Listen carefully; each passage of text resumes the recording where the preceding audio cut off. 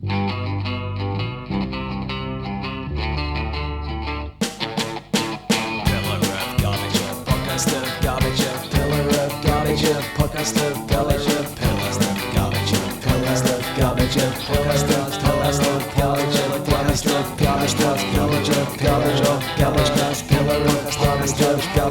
TSD Talks.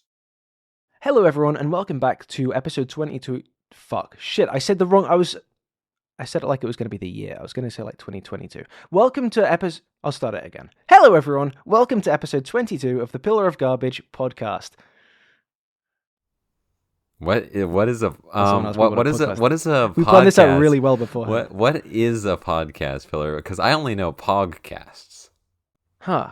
Okay. So, TSD, what do you have in your room right now? Look around. I got this phone right here. I got this phone and I got this magic 8-ball. What about that? What about on the wall? What's that glass thing that's letting the light kind of pass through it? It must be a window, of course, right? Like the window theorem. Yeah. Well, hear me out. Okay, this is going to sound crazy. You know how a window lets light pass through it? That's kind of like this, because we're kind of on one side of a wall, and our listeners are on the other side of the wall. Normally, I could shout, and they wouldn't hear us, because of the wall. Yeah, but without the window, then you can see and you can shout. That's right. It's you know. The window allows light to pass through. It's like in... 80s pop culture reference, Raiders of the Lost Ark, when he has the Staff of Ra that allows the light to pass through. And then he's able to pass through the trap towards the end. You know, Pillar, I gotta say, I thought this was crazy, but you might just be onto something. Nostalgic needle drop. Also, we have a guest. Hi, hey, would you like to introduce yourself? Hello, yes. I'm kind of like a YouTuber, but not like a YouTuber, because if you imagine a chessboard, I'm kind of like the rook in a way. So take like that the light rook. Metaphor. Yeah. 80s reference. Before you said that, you were talking complete gobbledygook, but now I understand it perfectly. Yeah. Right, yeah. You know, it's kind of the stuff I make is a lot of like war games. So... Yeah, I don't even know if that's like from the 80s. Near enough. That's perfectly like just like that's the kind of reference that would come out of like Actually, no, I think Ready Player One did reference war games. Ready Player One for sure does war games. But hello, yes, glad to be here. Yeah. So you want to tell folks where they can find you? Just because lots of podcasts they do the plugs at the end, but then people stop listening. So who you're plugging for? You know. That's great that y'all do that. Yeah. Y'all can find videos I make very infrequently, especially at the start of this year. I wish there was like something to be like, oh, I'm really working on this, but currently I'm studying for like real life work stuff, which is unfortunate because there's no time for video essaying. I don't understand this concept. Could you launder it through an 80s pop culture reference, please? Right. Yeah. It's kind of like the bad parts of is the Kingdom of the Crystal Skull out yet in the 80s? No. If you had a time travel machine... The timeline here is very suspect. Don't worry about it too much. But if you want to check out videos I've made in the past, you can do so on HizzyHay on YouTube. Yeah. I think like one of the last videos you might like, which... It's interesting, like for this, I kind of have a rule of thumb where I'm like, I don't want to be negative twice in a row about something, because I had a video last year about The Last of Us Season 2, because I didn't really like that. And then I didn't make a video about Peacemaker, because I was like, I don't want to be negative twice in a row, and same thing with, not to tip the scales a little bit for some of my opinions about Stranger Things. Oh, boy. But I will probably not make a video. But this is cheating because this is a podcast, which is like a window, right? But it's not. And it's like not a window. Video.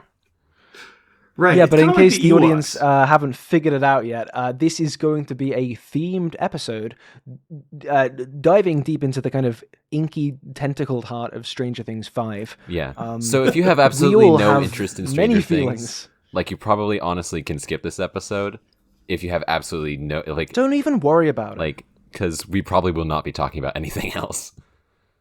I have a quick question for y'all before we move to the non-Stranger Things people. All right, so stay around for the question and then fuck off. Right. I'm talking to the listener. Would you still recommend this show to people? Because I've seen a lot of people specifically that have like dropped it in like 3 or 4, that have seen some of the reception and been like, oh, well, I'm glad I dropped the show. I'm like, I don't necessarily want that to be like the lesson. Yeah, I 'cause it's absolutely still would. Yeah, I think that Yeah. it's always a thing of like, the only thing that would stop me from recommending a show is if like I think that the whole experience is soured by the ending rather than by like if just the ending is bad. Because like I have a lot of shows that I still love that I think have like abysmal endings, worse than this show's endings, that I would still recommend to people. Like Umbrella Academy, possibly the worst ending of all time, but like seasons 1 and 2 are like still pretty great. And I would still definitely recommend those, and with the caveat of like, you probably can stop around here. I'm not gonna tell you what to do, but like I just personally would stop. I'm feeling really good because that's exactly when I stopped with Umbrella Academy. See, that's the thing is I'm a bit of a hypocrite here because I hear those people with Stranger Things and I'm like, oh no, you should watch the show because like it's interesting to talk about things that don't work or not. But then when I heard Umbrella Academy's last season was terrible, I was like, yeah, I dropped that show in episode 4. Good choice. And Good choice. it's you were ahead of the curve. And it's bad because Umbrella Academy's final season is by far its shortest with only 6 episodes, and I still couldn't get all the way through it. Was that the one where they were going around on the underground train system that was also universes? Yeah, it was like I got what a stupid fucking concept. I'm sorry. I got like 3 or 4 episodes into the 6 episode season, and then I was like, I'm good. Like, and then apparently that was a good decision because everything I've heard about the last 2 episodes is just like holy shit. But I'd still recommend Stranger Things, though, for sure. Like, I mean, there are some things in the final season which we'll probably talk about as this goes on, which maybe slightly sour or weaken some of the earlier stuff if you watch it, with your lore hat on. But, it definitely doesn't tank it. And at the end of the day, right, we're living in 2026 internet, and everything has to be the best thing ever or the worst thing ever. And so, it's not the best thing ever, so it's got to be the worst thing ever. But maybe, if we all kind of plug ourselves out from this brain rot matrix and step away, we can kind of look back on it and think, the final season wasn't great, but it's kind of okay, It's just a final season. Personally, my take on it is that, like, I look at things as, like, productions rather than as, like, lore bits. Like... Every even as much as like Stranger Things 4 and 5 are like, guys, this stuff was happening all along for sure, guys. I just like it doesn't matter to me because like it's clearly not the I'm plan. the same. So It wasn't what they were going for. I don't care.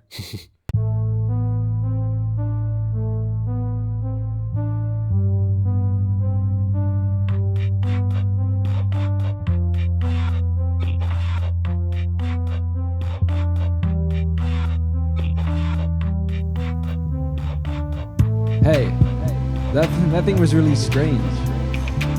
Goddamn, that thing right there was even stranger. Oh shit, that thing was actually not so strange. Guess I better get myself online and complain, yeah.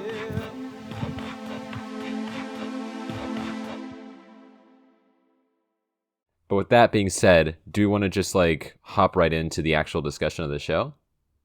I wondered if a fun way to do this without it just sort of getting... Because what sometimes can happen if you're an inferior podcast production than ours is maybe you might get bogged down in a kind of morass of general opinions where you just kind of circle and there's no structure. And that would be boring. Everyone knows the most interesting thing is structure. Yeah. Regimented, firmly disciplined structure. So I thought one way we could get into this, keep it a little bit fresh and a little bit interesting and exciting, is... You guys have seen the video I made, right? Yeah, Stranger Things Isn't Strange Anymore, which we Stranger talked Things about Isn't on our Strange last Anymore. episode to tell you about the timeline of these episodes being made. Yeah, we're so on the ball. It's amazing. But I wondered if we could maybe start by talking about how weird, how eerie, how strange season 5 is or isn't before we kind of then pull back into general thoughts. I think that'd be fair. So I think that this is honestly a really interesting thing to talk about because, hey, you were talking about this video a little bit before. You said that like when you first saw it, and with the release of just Volume 1 of Season 5, you didn't quite agree. But then with the releases of Volumes, I guess 2 and 3, although the finale isn't really a volume, whatever. You felt it was. You mean the first finale? the first finale, yeah. The real finale is on July 1st. Exactly, and it's going to make the show perfect in retrospect. Right. Yeah. Yeah. So the only thing, just out of curiosity, because I wasn't sure the timeline of that video. I was trying to go back through in my head. Pillar, had you seen any of Season 5 before making that? Oh no, that was I've rewatched the previous show, but I was intending to get that out a few days in advance. Didn't quite manage, but no, I kept myself away from the screens until I hit publish. Right. The only reason that I was bringing that up, that makes complete sense. And my only disagreement wasn't like actually, and this video sucks. I really enjoyed the video, still disagreeing with it. The one contention I had is that I really thought a lot of the Camazot stuff that they were setting up did feel strange and kind of similar to that initial, even the first season of like, what's going on here in the dream world. And I feel like that was part of maybe an issue that I was bumping on with Volume 2 in the finale, that I don't think they utilized that enough to be I 100% agree. Weird. And we're going to talk about Cutgate now. No, I do think you're bang on there. I did write down a few things what I thought were weird or were eerie or strange, and some things which weren't as I was going through Season 5. And that for me is absolutely the biggest example of effective weirdness, at least initially. Interestingly, and if I had seen Season 5 before making that video, I probably would have made this link, but the book/essay I use as the kind of critical resource there, one of the chapters in that, a kind of quintessential example of weirdness done right. Mark Fisher draws on is I can't remember exactly what it is, but there's a property from the 70s or 80s, and it's all about like nesting universes. Like going up and down through different layers of reality, kind of how you see in Stranger Things goes into Henry's mind, goes into Camazot's, and I think you were absolutely right to feel... Like the movie Inception. Yeah, exactly. I think it talks about Inception too. I think there are some failures in the way Inception does it, but the one caveat I would place on the Camazot's thing, and this, for me, bumps into something TSD mentioned to me, is... So, throwing it to something completely separate. A video I made months and months ago was about... It was called The Inherent Stupidity of All Content, I think that was the name of it. And I talk about a book in there, Weird Realism by Graham Harman. And something I mention in the video but don't really focus on is the main idea of this book is it's a critical appraisal of Lovecraft's writing. And the big thing that the Graham Harman praises about this is Lovecraft would never say, oh, Cthulhu was weird because he was a big tentacle guy. He would say some shit like, his Cthulhu's weirdness was not unlike a big tentacle guy, but it wasn't quite the same. There was this distance created between the referent and the kind of description of it that left a strange indeterminacy of something that's never quite able to be summed up. And with the Camazot's thing, like, I think that would be a home run of Stranger Things weirdness if it wasn't kind of just exactly like A Wrinkle in Time. Yeah, a lot of the analogies here. Yeah. You want to pick this up, TSD? I was actually going to say, because as you started talking, I literally picked up my copy of Call of Cthulhu to try and flip to the section where they describe what Cthulhu looks like. I think I got the quote verbatim correct. Yeah, you did. But I'm looking at it right now, and like it's a whole paragraph, so I'm not going to read it all. But the first thing is that they don't describe what Cthulhu looks like directly. They describe a little statuette that the cult of Cthulhu made to represent Cthulhu, and then they base the description based off of that. And they basically say that... Yeah, so there's like another level of failed mediation. And which is crazy, because Cthulhu does show up in the story. Like, you do, quote-unquote, see him later, but they just don't describe him. But they say that, like, it say things like it passed slowly from a man to a man for clothes. It represented a monster of vaguely anthropoid outline, but with octopus-like head, whose face was a mass of feelers, a scaly, rubbery-looking body, like blah, blah, blah. Like, they describe things, but they don't say, like, and he was an octopus. They say, like, if you were to compare him to something... Like, even octopus. that, vaguely, and, like, octopus-like. Yeah. But I think that the Camazotz stuff is an example of a really, really good hook that has nothing on it, I think. Like, as like shown by the ending, because like they set up this really interesting thing of like this little dream world of like where they're keeping the kids, and it's very like it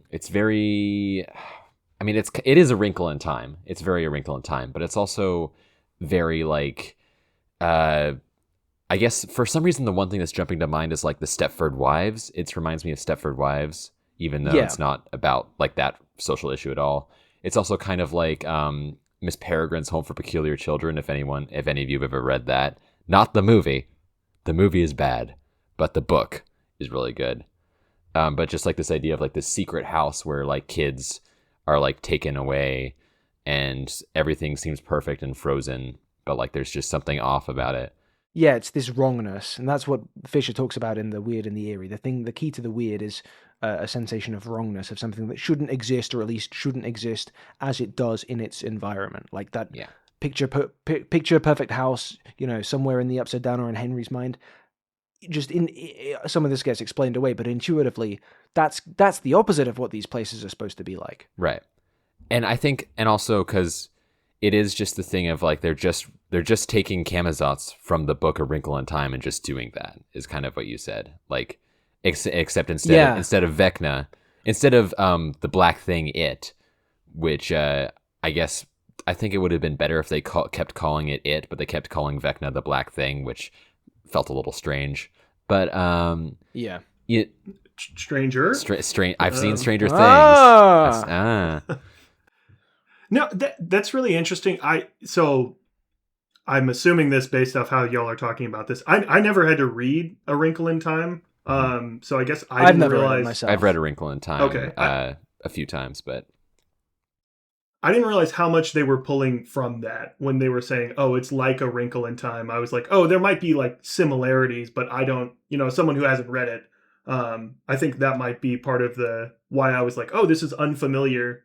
To me, because I don't have like a good relationship with A Wrinkle in Time. So in A Wrinkle in Time, there's like the plot of A Wrinkle in Time is that like this girl, I can't remember any of the characters' names, but this little girl loses her father goes missing like a year ago, and they have to try and find out where he is, and it turns out he's being held on like this planet called Camazotz, and Camazotz is being ruled by this like in like Lovecraftian interdimensional entity called the Black Thing, or just It, and it's described as, the only description it gets is that it has red eyes, and Camazotz is this planet that is like picture perfect. Everyone is like under mind control or is like socially pressured into kind of like a dystopic. There's a really eerie scene in the book where the main characters land in like a suburban neighborhood, and all the kids in the neighborhood are like standing out in front of their house and like bouncing the ball at the same time to be perfectly in rhythm with each other. And at the same time, they're like the mothers of the house come out and call them out for dinner, all perfectly in sync.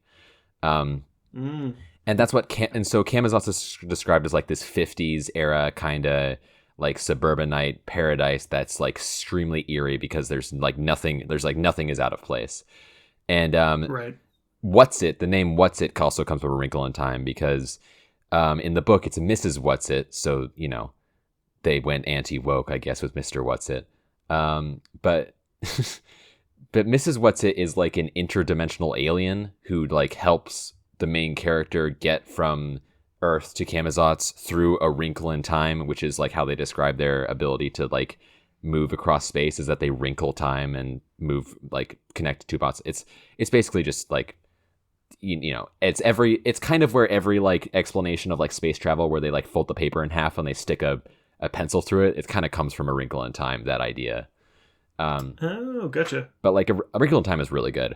But like a lot of that stuff, it like the whole Camazotz stuff, Mrs. What's-It stuff, that's all directly from A Wrinkle in Time, and I think done kind of worse in the show.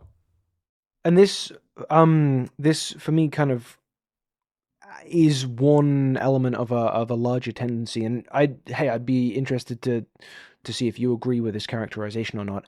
It kind of feels like from the start of Stranger Things to now, the distance between the kind of analogy and the reality has kind of shrunk.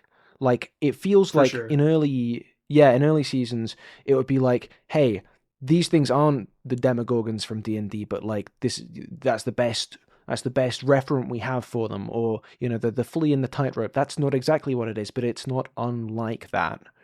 And then fast forward to now, and I thought this another episode where I thought this was Dustin and his shield generator theory, which yes, it turns out there was some unintended, unknown complications to that, and it wasn't exactly a shield generator, but they did go inwards from the wall, and hey, it's like in Star Wars, and there was the shield generator, Right. I was just going to say that I think that the use of the metaphor, because like the metaphor stops being a metaphor. I think the key part for me was Vecna. Vecna is basically just like, because in the D&D he's a lich, right? He's like a dark wizard who raises the undead, and in Stranger Things, Vecna is basically just a lich again. Like there's no real difference. Like, cause he's like 11's power, one, mind flayer thing, but he functionally he is just like a lich who raises the undead to do his bidding. Yeah, he's sort of, how does a lich work in this world? Mm-hmm. It's not a lich-like thing. But yeah, another example I found of successful strangeness in the new series, initially at least, was the wall. I thought that was a very effective new element to introduce. It felt wrong. It felt eerie, because it's like, where's this come from? The existence of this wall around the Upside Down kind of makes it impossible to ignore that there are kind of forces at play in this slice of reality that we hadn't even considered. So I thought the initial kind of, the confrontation with the wall and the episodes where we don't really know what's going on with it, I thought that was a cool addition. For sure, yeah. Especially with those two that we've laid out. I think this is maybe part of the reason, and I don't know if we're like mainly going to focus on the finale or just the whole last season, but there was like a little frustration you could feel with the fan base out of Volume 2.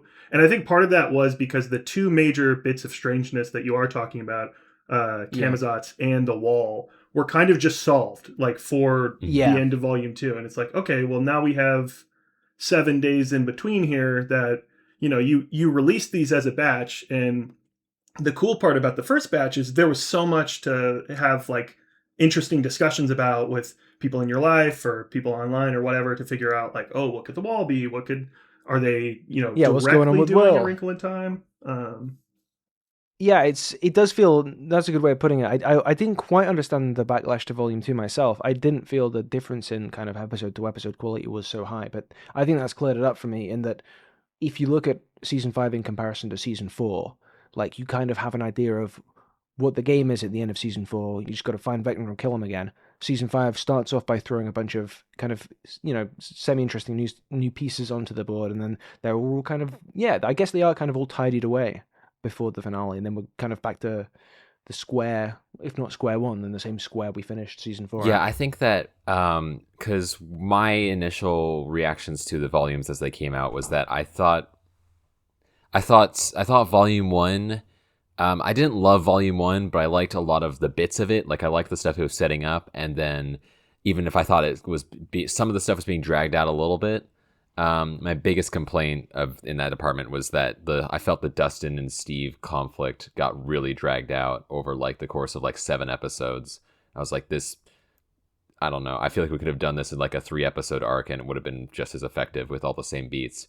But the thing that bothered me was that it felt like episodes 5 through 7 was just an exercise in like just like spinning the wheels more and more and more, and like Like it felt like everything was just happening like over and over and over again. The same scenes were happening over and over again, and I didn't feel like anything was like the story wasn't moving forward, which is weird because stuff was happening, but I didn't, for some reason, I don't know what it was, but like the lack of forward momentum. I suppose thinking back, the most kind of dynamic moment in season 5 does feel like the end of episode 4. Yeah, the attack on Hawkins and then For the sure. Will moment. I think the end of episode 4 is the best part of the season, personally. I think that... that's interesting. I go between that. What I've really always liked, and there's a bad example of this that I'll probably cite later. I think the Duffers are like really good at synthesizing like I know like a lot of people make fun of them because they are like, a little Ready Player One-ish where they love references. But when that's like working well and you see influences like the Babysitter's Club, or I'm trying to like even Evil Dead, when they're doing the plan to get the Demogorgon with Derek, that was my favorite part of Volume 1. I was really surprised. That's a good part. I thought that whole sequence where they let Erica loose and like drugging all the Derek's family, I thought was very entertaining. Yeah, that was great. Like that's the kind of stuff, like, but the thing about that is that that's the kind of stuff that like allows like the ingenuity of the characters and like the characters to play off each other. Like that's when they get to shine, and so that stuff's better, which is better than like the final battle of the series, which is just everyone like running at this like giant, spider monster. While everyone throwing one Molotov and then it dies. While 11 is like at everything again. It's like she does some more stuff, but she does basically fundamentally do the holding her hand out and screaming equivalent of just being like Yeah, one thing I couldn't not see while watching the actual finale was like we have a 11 versus Vecna fight at the same time that her odds are bolstered by the rest of the gang doing damage to the hive mind. That's just exactly what happened last time. That's the exact same finale as season 4. Yeah, not quite as nail-biting. I just honestly felt like so much of it just felt like season 4 but worse, which is okay. So kind of the elephant in the room here. A lot of the problems that are in season 5 are like problems in season 4 as well, and arguably are problems in season 3 and season 2, and it just generally... Yeah, it's not that it took a weird left turn and crashed into bad wall. It's that there'd been a drift on the steering the whole time, and, the angles add up. I think that what made season 4 work and other seasons... I think season 4 is the second best season of the show, after season 1, which, I just think that what made season 4 work so well is that, like, they were able to keep focus, I guess, somewhat. And like there was focus on like character development, and like there was a sense of like forward momentum the whole way through. There was like mystery and intrigue and everything that was driving the whole season. Particularly the first volume, the first 7 episodes of season 4 is like one of the best stretches of the show. I thought it started faltering in like the end, in like the finale of season 4, where they kind of were like in that same... I think it's got a decent finale. I don't think it's bad, but like I think that it kind of does lose a bit of its forward momentum after the Vecna /1/ like Henry Creel reveal. That's fair. But like it's the thing of like it felt like at the time it was like, okay, well that's okay, because it's like a little pause in the action before we jump right back into it in season 5. Like it felt like it was setting up for like season 5 is going to be Hell World, and then the opening of season 5 is like, it's been like a year and a half since then, and the military just kind of paved over the upside down portals. It was like, it's okay. And I was like, that was the first, to be fair, the most realistic part of the entire show. moment. I was just like, well, okay, again. I guess we're just ignoring that. Back to Status Quosville, my favorite place in America. And that's the other thing, is that I felt like the military, if we're kind of drifting into like general discussions, but I just felt like the military plot line in this season was like the most nothing went burger. Nowhere. Holy shit. It was the most nothing burger shit of all time. I cannot think of a genuine actual effect on the story that the military had, besides like maybe introducing Callie, I guess, who has a point insofar as she's part of the like 11 may or may not be dead thing. Yeah, if it is all set up for that though, it's so we spent so much bloody screen time with that one fella. Yeah, Right. You know, let alone the Yeah. waste of Linda Hamilton. Oh my god, I felt so bad for her. I was really surprised. I was like, she's got to at least do something in the finale, because otherwise, like, what is this character? And she does do something, I guess. Yeah, technically speaking, she definitely does do something. Yeah, but like she and that thing is she just like forgives. She just forgives them all, I guess, once 11 is gone. Total clemency, Which is incredible. I think that like the show has moments of bad writing, but I feel like the absolute worst bit of writing in the show is whenever they just do like the time skip. We're just gonna cut over all the end credit stuff right here with the time skip. 18 months later, yeah, I guess everything's fine now. My favorite part is like that they all graduate at the same time with like Dustin faking his grades and Max being in a fucking coma. Yeah, well, we got our show to wrap up. I do like the Dustin speech in the jump forward. And this is something hey, you heard it here first. Maybe I'll be popping up in a collab section in a video about all this on the channel Afterthoughts. You know, put that in the diaries, guys. I might be talking about this there. But I think the Dustin speech works a lot better in the version of this show that maybe the Duffers think is the real version, but the version of this show where the version of the show where they add in all the other is... episodes that were cut before because of yes, the version of the show where Will and Mike kiss. No, that whole element is like, you know, Dustin's like, you know, there were new possibilities in all that strangeness, and we should keep them going forward. And that's a really cool sentiment, but it stings to me, the guy who made the video, saying how it all got less and less strange. You know, I'll just say that one. One final moment of cool strangeness before the jump forward, though. Like, I want to circle. Should we circle back to the Will using his powers thing? I think that's really cool, and I think that's kind of the blueprint for what more of the late years should have been, because there is this sort of ambiguity in how that works. Yeah. You know, it isn't explained away totally in terms of like, oh, well, it's these bacteria that were introduced from this blood transfusion or something. It's like there's enough kind of weird distance between Will and the, you know, the way all the 11 stuff has been, you know, loreized and canonized and scienceized, for it to take you by surprise and for it to actually feel strange. So I thought that was a very good, you know, well-written moment, but also a well-conceived moment. Yeah, it's like the one bit of the like Henry Creel /11 the Hawkins lab, like whole mythology / the Mind Flayer mythology of where the powers come from that doesn't really explained, which I think is part of why exactly it works. You know, so effective. Yeah, and then don't they at the start of Volume 2? They're like, well, we're going to tell you how this happened because we put a tube in Will's mouth. And I do agree with you that, you know, when that first happens, it's like, whoa, this is kind of cool. And I was surprised because I don't really, after season 2, I guess, I haven't really liked the character of Will. That's not an I still unpopular thought that opinion. moment was really effective.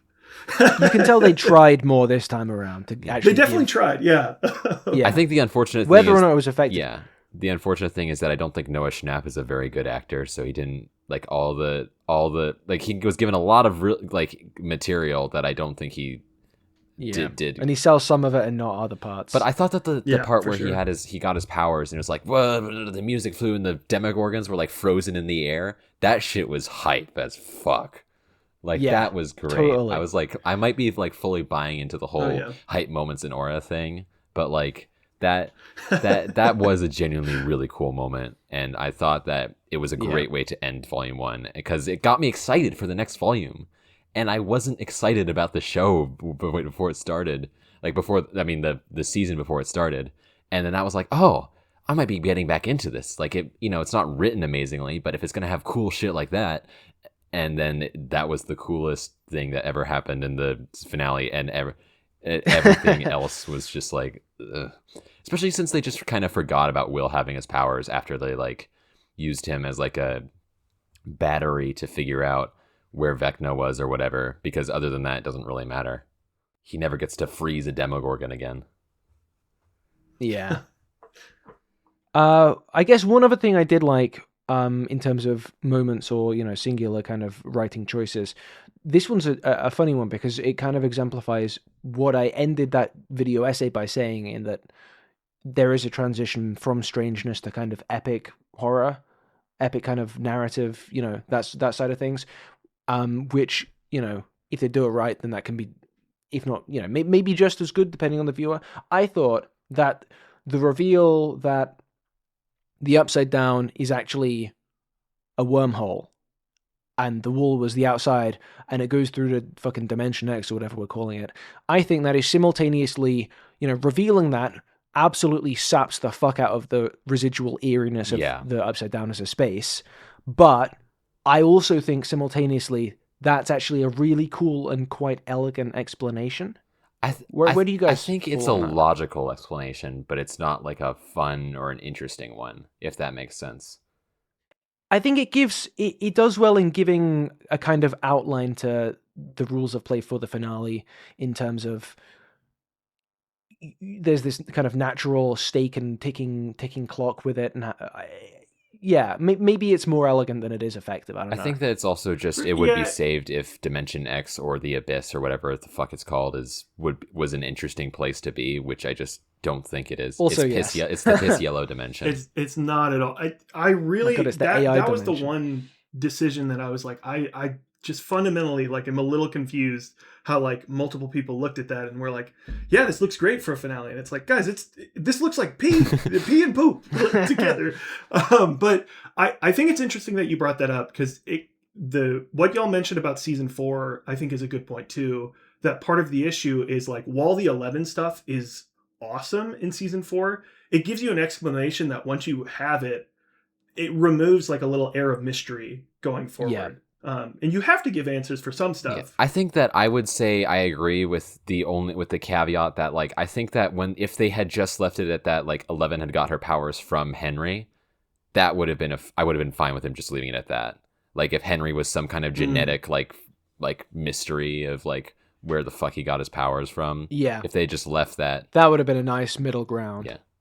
I don't want to hear about this fucking cave in the middle of the desert and some fucking guy's weird suitcase. That is so boring and anticlimactic. Right, hey, I'm just gonna... There's a bone I've been meaning to pick for a few weeks now.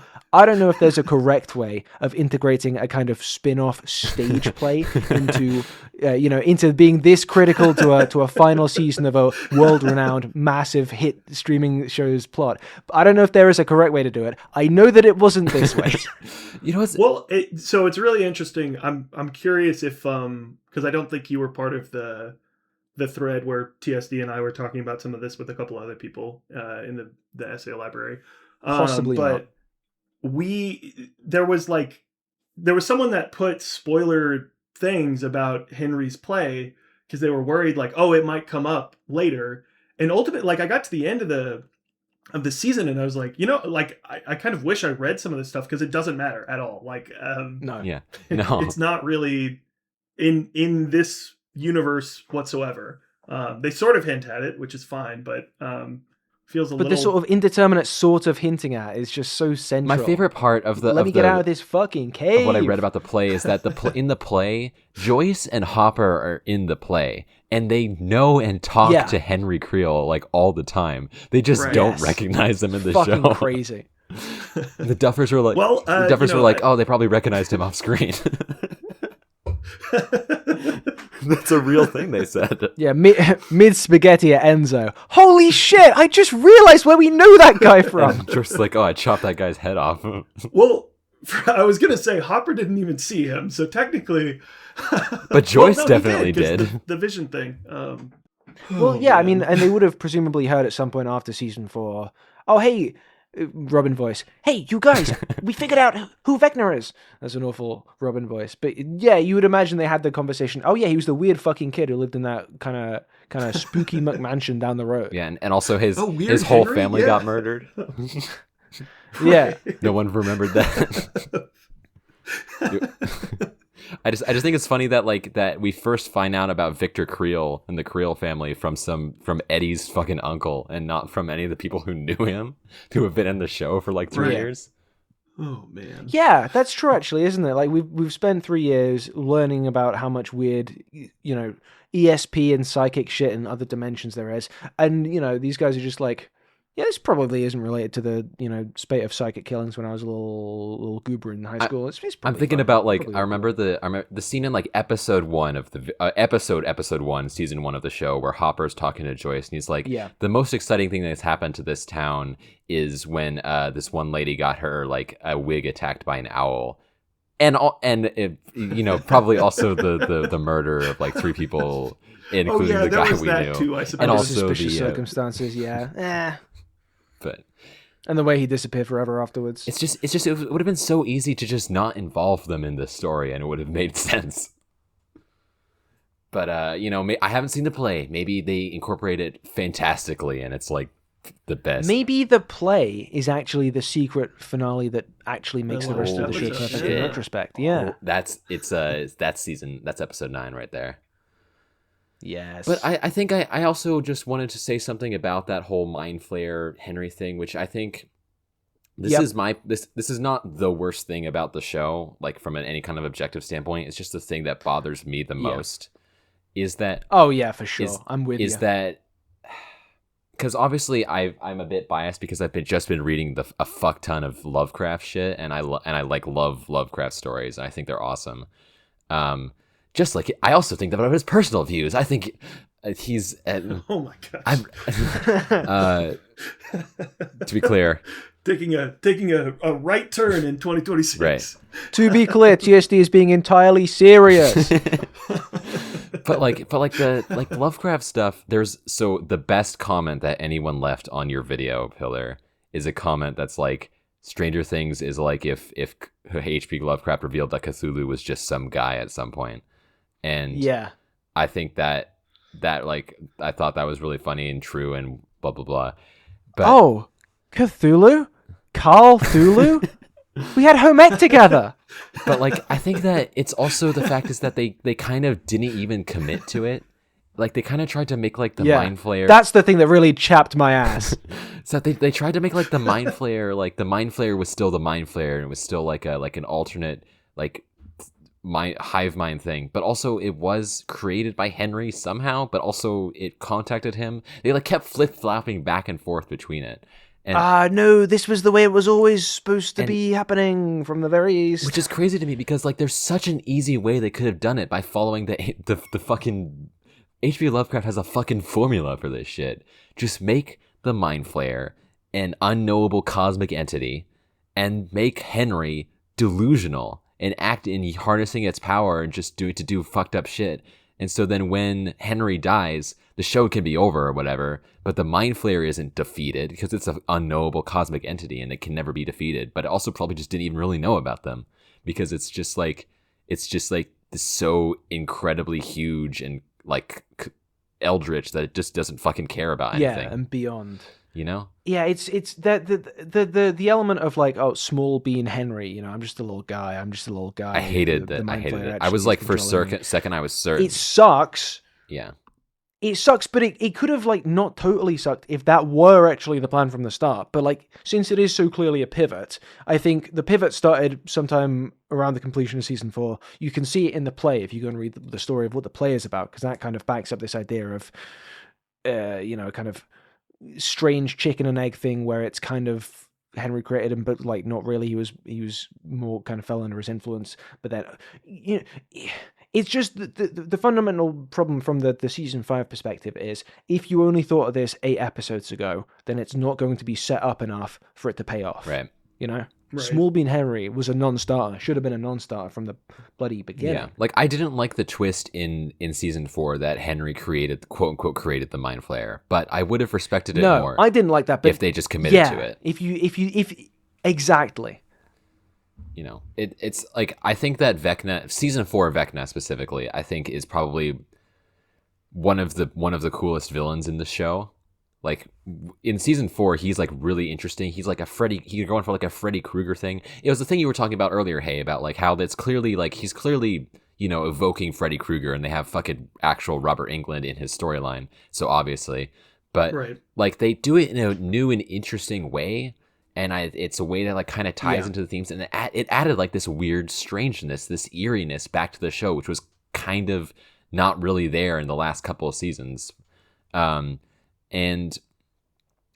like it just made things weird and off-putting.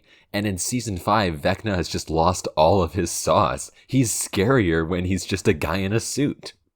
Yeah. They're also and we, like, to be clear when I'm talking about this, it sounds like all three of us love the end of the volume 1. It is like I was thinking back to that, and I was like, it is kind of odd that like Henry's just like, oh, I'll show up now, and then just kind of it almost feels like random when he decides to show up in this season. Versus, I do agree with you. There was a lot more intentionality. It is in all his plan. as I foresaw. It is coming. You can't. I'm gonna do mouth stuff with a 6th grader, and then I'm gonna wait for 3 years. Jesus Christ. Max. You have to run, Max. Side note, Jamie Campbell Bower, fucking incredible in this show, by the way. Great performance. And all the criticisms of the character aside, he was incredible. Like he was the best performance in the season, I thought. Yeah, fair play to him for being able to like just Duffers be like, hey, we're adding this new dimension of Vecna. He's just like, yeah, say no more. I got this shit. I can be Mr. Watson. I can do that. Well, this is where I'm curious, because maybe y'all can reel me back on some of this stuff, because I don't always love when people will say, oh, this show should have been blank, and it's something like completely different, right. And it's like, oh well, the writers weren't complete. That's just a different show. This pitch that I'm about to make, I do think it's like close enough. It is a inherently completely different finale than I'm about to pitch, but I do think it kind of works with some of the stuff for the issues with the finale, and then also, you just mentioned Jamie Campbell, right? Yeah, is Jamie Campbell Bower. He's so good when he doesn't have the makeup on. So the thing that I kept thinking of, and again, you can stop me and say, oh, that's a different thing. So we can talk about who's it's and what's it. But I think for the finale, if all the crew entered through some weird like sci-fi nonsense, they entered Henry's mind, and they were all in different memories, and they had to find each other through like a maze of memories. So like the climax of Thunderbolts, much more compelling. Yeah, exactly like that. Yeah, no. I guess that's a little close. So then the Duffers would be like, "Oh shoot." Well, that wasn't quite as recent as what we normally pull from. But yeah, I know. I think that if they wanted to commit to the Henry psyche angle and like Small Bean Henry or whatever, I think they should have spent way more time on his, I don't know, psyche. Yeah. The thing that I think could have been in this is like even more so like, okay, this is fundamentally like a different thing. If they had young Bean Henry and Holly met him before Max, I think that could be interesting, because then maybe he even lays the groundwork of like, don't trust Max. And then Holly's feeling a little bit more tension because she's like, who is, like, I know Max, but I don't know her well. Right.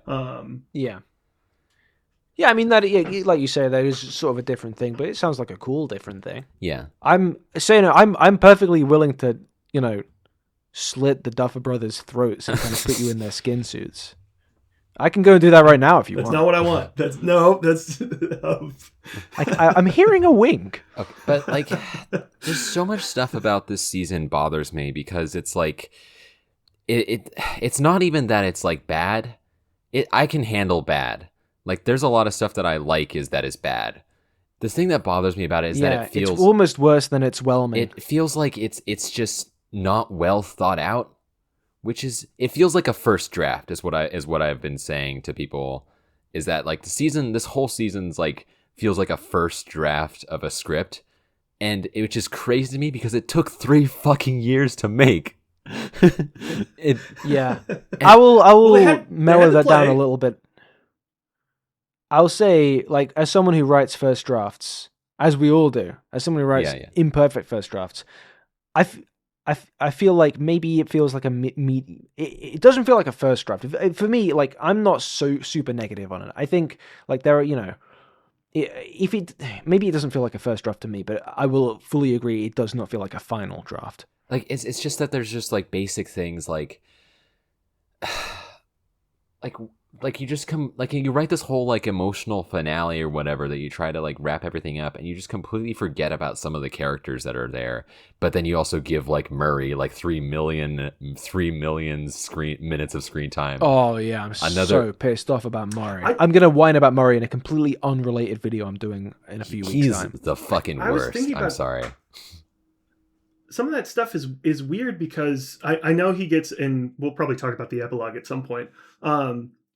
But at the end of like the actual finale, I was surprised. I was like, oh man, like Mike, Lucas, and Dustin kind of feel like afterthoughts in some of this. I know like Lucas gets a big moment with Max. Lucas this season, he doesn't have too much. Yeah. He got a lot in season 4, which is probably why, but still. I think part of that is they were like, okay, well, we need Steve and Lucas to be cool at this point, and I completely agree with you, TSD. I think that was like kind of a miss on their part. Steve and like, Dustin. Hey guys, this should have been. Sorry, yeah, Steve and Dustin should have been wrapped up like a lot sooner, so that way you can have like more Dustin moments that aren't related to that or explain. The explaining stuff kind of worked when he, was back doing like fun science stuff.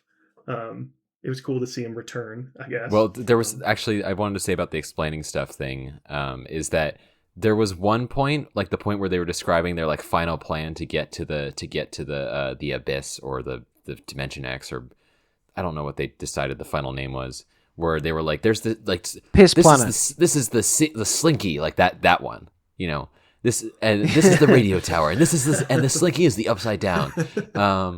Which it was my favorite part about that is that Steve goes on to describe this absolutely fucking insane plan, bonkers plan. Which if they had said something like it's so crazy it just might work, it still would have been bad, but it wouldn't have been so vexing to me. But the first thing Mike says is that it's not a crazy plan. It's like, yes, it is. So I'm sorry, but like, well, I didn't even fully put together the plan they were describing till I was in the theater. They're running up the tower. Oh, this guy saw it in theaters. I was like, oh wait. Well, to my own horn. I might mention that later a little bit more. But because maybe mistake, but they're going up the tower, and it dawned on me. I was like, oh, when they said they'd go through like one of the rifts, they were banking on this randomness, and none of the characters seem to address that at all. That's the thing that got me. It might not work. It seemed like in all likelihood like it shouldn't work, and they could have like said like, well, this shouldn't work, and like of course they do that in movies and shows and stuff all the time. Is like, there's like the million odds to one. Never tell me the odds. Yeah, it's a million. But to they just one. don't even do that here, which is just like in terms of writing the script, saying the 1,000,000 to 1 odds kind of like it's the Chekhov's Slinky, really. You can pay that off later, and you've put that into preface. There was one thing I wanted to say about quality. I wanted to talk about Will's coming out scene a little bit, which I think is kind of a little bit of a minefield. So I'm going to tread carefully here. I think that 2 things are simultaneously true. 1, I don't think it's a very well executed scene. 2, I think that the hate for it online is kind of ridiculous. So my twofold I'm gonna go backwards with that is that I think that like you just look at things like where you look at the IMDb numbers and you see that like the episode where it happens is the lowest rated episode of the show right now in comparison to like episode 6 and episode 5 are like almost 2 numbers above it, when I feel like they're of similar or even worse quality. Yeah. And also just the fact that like, you know, they just ran statistics and found that like a solid 60% of the people giving it negative reviews were based in Saudi Arabia, and I don't think that that's because of its being written badly. So there's a weird element there, but I also think that, and I say this because I feel like the show has an example of a really good coming out scene, which is why I'm so harsh on it in this regard. Because I think that Robin's coming out scene in season 3 is like the best scene of that season. The best part of the show. Yeah. Yeah. Like it's so natural and it's so like raw, and like you can like feel the emotions coming through, and the way it's told is just so naturalistic. Meanwhile, in this season, Will's like Vecna. First of all, the setup for it is that Vecna apparently showed Will visions of like the other people being homophobic to him to like try and scare him. He's like, which I just think that it's a bizarre choice not to show us any of like that. I get they didn't want to have like scenes of their Totally actors bizarre. of like the actors of the beloved characters saying homophobic shit or whatever. Yeah, but there's a middle But like, ground. you know, like have like flashes or like be like, Yeah, flash to Will, you know, crying as his friends walk away or some shit. It could just be as easy of show Vecna say, and you'll be all alone. Right. Like no one loves the real you or something and have like a shot of like Dream Mike being like, I can't believe I was ever your friend or something like that. I can't believe I was ever your friend. No, your best friend. I fucking like I had to stop myself from laughing when that scene happened. You could Yeah, I hear don't- for the theater experience, you could hear a pin drop for like the 7 Byler people that were in my theater. Of, Oh like, no. the last like gasp of hope. Stay in line. But like the other thing is also, this is the part that gets memed on a whole bunch, is that like everyone is there at the coming out scene. Yeah, that's the big mistake. It's like fucking Murray is there and Callie is there, who doesn't know any of these people. Murray should have died 2 fucking years I think ago. Murray should have died in real life 2 years ago. Yes, also true. Can I riff on this? The idea of too many people being there, because I think you're absolutely right, and I'm going to cannibalize this point from a draft of a video that it might not end up making the final cut into. I think what we're seeing here is potentially a result of one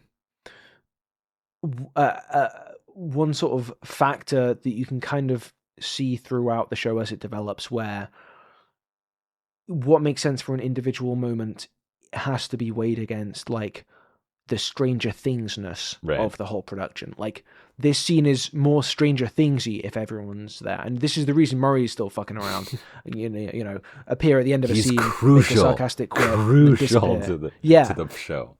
It's like it's more for the kind of feeling tone of Stranger Things than it is the natural logic of a particular moment, or what makes sense from weighting, like, you know, which characters is it worth to keep around, which isn't. I think. Yeah, that's a great point. The one thing I would say, like one little like note to put on that is, it's weird that they choose to do that and then Hopper's not there. Like, yes. Okay. Yes. For Which sure. I think that I think with the implication, of course, being the same kind of, they come into the same kind of trap where they had the minions hide out in an iceberg during the time that World War II was happening, and that they indirectly imply the minions would have definitely been working for the Third Reich. It says that like in this, they kind of indirectly imply that Hopper would have been homophobic. He was the one that Will actually saw in the vision. Yeah. I have a hard time believing that, and maybe I'm wrong. You know, maybe some people would contend with this, but I would imagine in a Stranger Things-esque world, Hopper has like died twice. I think he would be like, oh, you know, wouldn't have guessed. Like, but I don't think he good would have. for him. Like maybe he's probably changed his past mind it. or He's probably something. past caring. Yeah, I think that. Right. I think that my thing is that someone in the server brought up a good point in the Pillar of Garbage server thread about the show. Brought up a good point in that it feels unrealistic for the time, not just because, it's the 80s, but also because this is an 80s show where last season we had a satanic panic arc. Like this is like a show that's very much aware of this, and like one of the main characters, like brother, was a huge fucking racist. This was not like an environment where everyone would be like showed 20-25 levels of grace, and it's like the solution to that is not having the same scene and then it's like 50% of the cast immediately calls Will a slur. The solution is to have it be like maybe just him and the boys. Like have it be like Joyce and Yeah. Jonathan and Mike and like maybe like Max and Lucas and Dustin. Maybe Dustin and Lucas. Probably Robin for like emotional support. I think so one that's the counter thing to that. You take it, Hey. I was just going to mention, that's the thing I was going to say is I think part of the issue is they're like, oh, well, we have to have Robin here because she's had this big moment for Will. So I guess we have to include other people. I'm surprised. You mentioned Max. When Max was there, I was like, and maybe I'm like forgetting some of the seasons. But I was like, I feel like Will and Max don't have a rapport. That's really a problem with like a lot of characters. Season 4. I saw that one meme that like Max was like would be like, wait, well, Hopper, why are you alive? Right. I think maybe one counter to the homophobia point is that, maybe this is a weak counter, but this is one that I would make if I were trying to defend it, is that, we're not necessarily dealing with, a representative cross-section slice of Hawkins society. These guys are, the outcasts themselves. Maybe that, skews the odds a little bit. Maybe that, lowers the chances of a stray slur by 30-40%. One thing bouncing off that, I would also like to say, because I didn't hate this scene. I'll just say that. Maybe that's my straight white male showing, but I think one thing that I don't know if I'm wrong to have the opinion on, or maybe everyone else just hasn't thought about so much, is, there's a lot of people memeing the I don't like girls thing rather than him saying, I'm gay or something. But, it feels to me like that seems like a pretty plausible way of getting that across if you're like a teenager in the Midwest in the 80s. You're not really going to have the same vocabulary, that someone might today. Are you telling me that Will wouldn't look at the camera and say, I am a homosexual man and my pronouns are he, him? You're telling me he wouldn't say that? Yeah. Well, who are we to question the Duffer brothers? But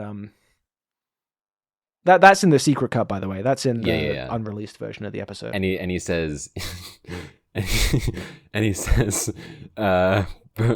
Fauci, get me vaccine. He starts singing that song. He starts singing "We Are All Charlie Kirk." But I think that the reason, personally, obviously some of it is going to be like that reason, but I think part of the reason that particular line of dialogue gets memed is just because it's the focal point of the scene, and like anything emotional in anything gets memed now. We're kind of at also that point true. practically.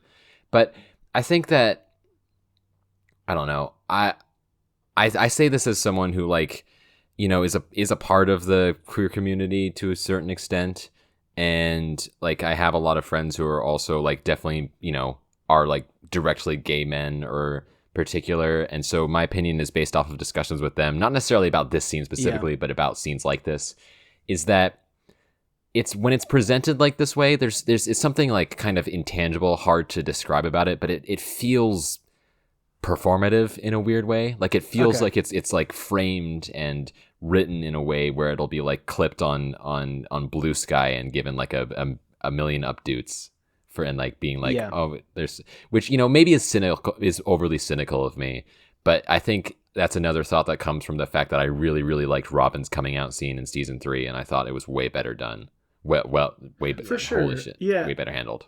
I think maybe some of the thing that's like a little, I get the scene's like intent, and I think part of it is maybe they even thought like there was so much hate for the character of Will after season 4. So they felt like, oh, well, it kind of would be very necessary to have a scene like this. And I think it would be like way more necessary and needed. And I think this scene needs to be in the show regardless. But I'm not asking for it to be removed or anything. I just want it to be better. Right. They already did the Robin thing that felt like this big moment for someone that maybe even would be like a little on the fence at the start of their progression in Steve. That really, really worked for me when she's like pouring out her soul to someone. And that felt like a very intimate two people, just figuring things out in a bathroom versus this was like kind of a little after school especially while also not being fully people there. Still don't know Robin is gay. People like generally just don't know Robin is gay besides right. like Steve and Will at this point. Part of the reason why it worked so well in with Robin is that it was kind of a secret between friends, and like obviously, you don't want to hide things from people, but like it's just like there's something more real about that. Yeah, there's something it's real more within than, my lived experience. Calling a class assembly. Right. Yeah, and I even think because I loved if we're talking about things that work, the last scene where they have all the guys and Max at the table playing D&D, that was them together. So to go back to the same point of like, if you do a smaller group, you're actually able to get hit way more emotionally when you narrow down some of the cast a little bit. And we even get a moment like that at the start of, and granted, like it's a little cheesy, but at the start of season 5, they're picking on Dustin and all the guys come out to like have his back because they're like the core 4 of the show. Yeah, I agree. I just think I also agree that I do think that scene is kind of cheesy, but like it's a good kind of cheese, It's like the kind of cheese that when the show's good and enjoyable, it excels. It's like all cheese stinks, but it stinks a different way when it's been left out 2 weeks. That's the stink, that's the stink that you're like Napoleon, where you're like, hey, yeah, when you get back. Home in 3 days. Leave the cheese out. Okay, so that feels like a fantastic way to cap that off. There's 2 more things I wanted to hit before we moved into some listener submitted questions. One is discussion of the is L still alive question, and then the other one is a kind of sideways spinning off from what my video was about, weirdness and eeriness, into a kind of another branch of that line of thinking for season 5. Do you guys have any preference on which one you want to hit first? I kind of want to hit the L thing first. All right, you want to hit? Oh my god, I want to hit 11 right now. Piece of fucking shit. Hit a child?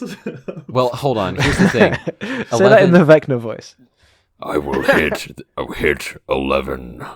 I will hit her. Boom. But also, this is why people come to the podcast. I can do this because the character of 11 right now is like 50 years old in real life. And also the actress Millie Bobby Brown. She looks 90. the actress Millie Bobby Brown. I don't know if I brought this up on the show. I believe you mean Millie Bobby Bon Jovi. It's Millie Bobby Brown Bon Jovi, I think. It's like a hyphen. Oh, is it? That's a lot of B's. Yeah. That is a lot of B's. What did the frightened apiarist say? Yeah. Wait, no, they don't call them apiarists. Never mind. It's like, dump it. My name is Michael with a B, and I've been afraid of insects my entire life. Where's the bee? There's a bee. There's your 2016 Vine reference for the podcast. But Millie Bobby Brown and I might have mentioned this on the show at some point because I definitely feel like I bring it up a lot just because I think it's interesting. She and I were born on the same day. Like we have the same birthday and we were born the same year. So we were born on the exact same day. Which means that we are the exact same age. And I have I have someone to compare my life achievements to directly. Okay, that's always helpful. Yeah. Yeah. Whenever I heard that she got married and had a kid, I was like, holy fuck. Yeah. But also, I don't think I'd want to change. But she's probably put out fewer YouTube video essays than you, so you probably. That's true. She also doesn't watch movies. Apparently, have you seen this? She doesn't watch movies. I haven't seen this, but I'm not. For some reason, I'm not surprised. That feels quite mean, but she gave like an interview where she was like, "I don't watch movies. Like, I just keep scrolling on my phone." I was like, "I'm sorry, but that's I very think believable." if you watched movies, you wouldn't have been in Damsel, so that tracks. Well, I was kind of thinking. I was like, it's interesting because I don't think I've ever seen like an interview of being like, oh, I wanted to do Electric State because of this, and this movie. Yeah. And I was really hoping, because I know there's some actors that like don't really watch movies, but it's usually like they're like, oh yeah, I have like a garden that I tend to most of my days. It's like that. Yeah. It's like that one. They're out there in the garden. It's like that one joke about how like every interview Jenna Ortega is like, oh yeah, I really liked Dostoevsky's like 1948, like A Study in Color. That's like one of my inspirations. And then she's like in Labubu meets Skibbity Toilet, the Baby Chronicles. But like, okay, but like, when is that going to come out? By the way, I feel like it's been delayed forever. I don't know. I can't. I'm on pins and needles. The Labubu movie goes towards like I can't tell what's real in the onion because I saw an article that was like Paul King is attached to the Labubu movie, and I was like, why would what with the little Paul chain King want to do that? But I guess I love Paul King, so. That was. But it's gonna be like top 3 jokes I've ever made. I don't know. I laughed, but the thing with 11 is that 11's, I guess, let's call it death for the sake of the argument. Let's call it death. Yes, let's call it death. You're in the against camp, aren't you? I'm in the I think she's alive camp, and the reason I think she's alive is because it's not because of anything literally that happens in the show, but more so because of my. The way I understand the Duffer brothers like writing style and their habits, and also the fact that there's a billion spin-offs on the way, in that like the Duffers don't kill off main characters, like they just don't. Like they've at every possible opportunity they've been given to do so, they just never do it. And every time they do, the one time they did kill off a main character, they brought them back the next time, like the next season, like almost immediately. Yes. So, like, I guess theoretically she could be like dead for real, but they also included in the show. You'll believe it when you see it situation. I'll believe it like when I see the spin-off comes out and she's not in it. When I see her like dead corpse in the floating around in the upside down, next to the beamer. But like it's. You know what I mean? Is that like they also provide a textual reasoning for how she could still be alive in the episode where she dies, and like that just says to me that like they're not like they are definitely even if they do think she's actually dead, they're definitely not committed to it. Which I just like, and little things is that like it's the way the explanation that they give for how she could still be alive is like bullshit. I think it's bullshit, and I think it's but it's also the same kind of bullshit that like the show has expected you to swallow several times before. That's a very good point. It's like the suspension of disbelief is not a factor here for me. I do think, at least for me, I kind of think this is like tripping down the stairs and landing in like a perfect somersault at the bottom, in that because the Duffers have had so many inconsistencies with like their world building, you're allowed to do this and people can have like a both sides approach because it could go either way. It's like, oh yeah, maybe she can use her powers when the thing is working. We changed our mind. But like the thing is that she wouldn't be the one using her powers in it. Is that Callie would be using it and she just had to like crawl away. Is like that there's enough logic that like their explanation is logical enough that it would have happened. It could just happen in the show. And so do you have a firm position, hey, like TSD and I, or are you just kind of like regarding the ambiguity with a kind of sly smile? I don't have like a firm. I think I believe that she's still alive, but I'm a little perplexed at the idea that these people will never meet Elle again. So that's interesting to me. So that part makes me think like if they were to never meet, it does kind of feel like, oh, she's dead, and they choose to believe in like the spirit of what Elle is, I guess. But yeah. I could go either way. She's also alive because she has to be really important for the episode 9 finale. She plays a key part. Of course. Well, that'll change everything. But I this really worked for me in that I really like ambiguity that Yeah. can be discussed for a while to end on.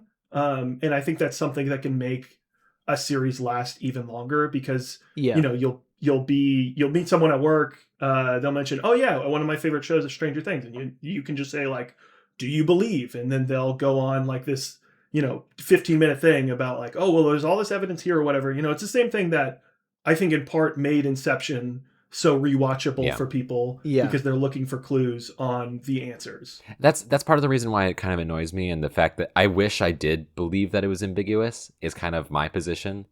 It's like I would like it better if I thought it was ambiguous. I just don't because of that's fair. Like the because I've been all the reasons you laid out do make sense. I'm like a dog that cringes whenever the Duffers raise their killing blow. Right. But I'm curious because I know you have some proof to bring to I have a harebrained theory, that I've been excited to hear about this. So I'll start by saying I also quite like the decision, like artistically, with the ambiguity. It does bring back an amount of kind of unconfirmedness, a kind of floating that has kind of dissipated from the show. So I like it.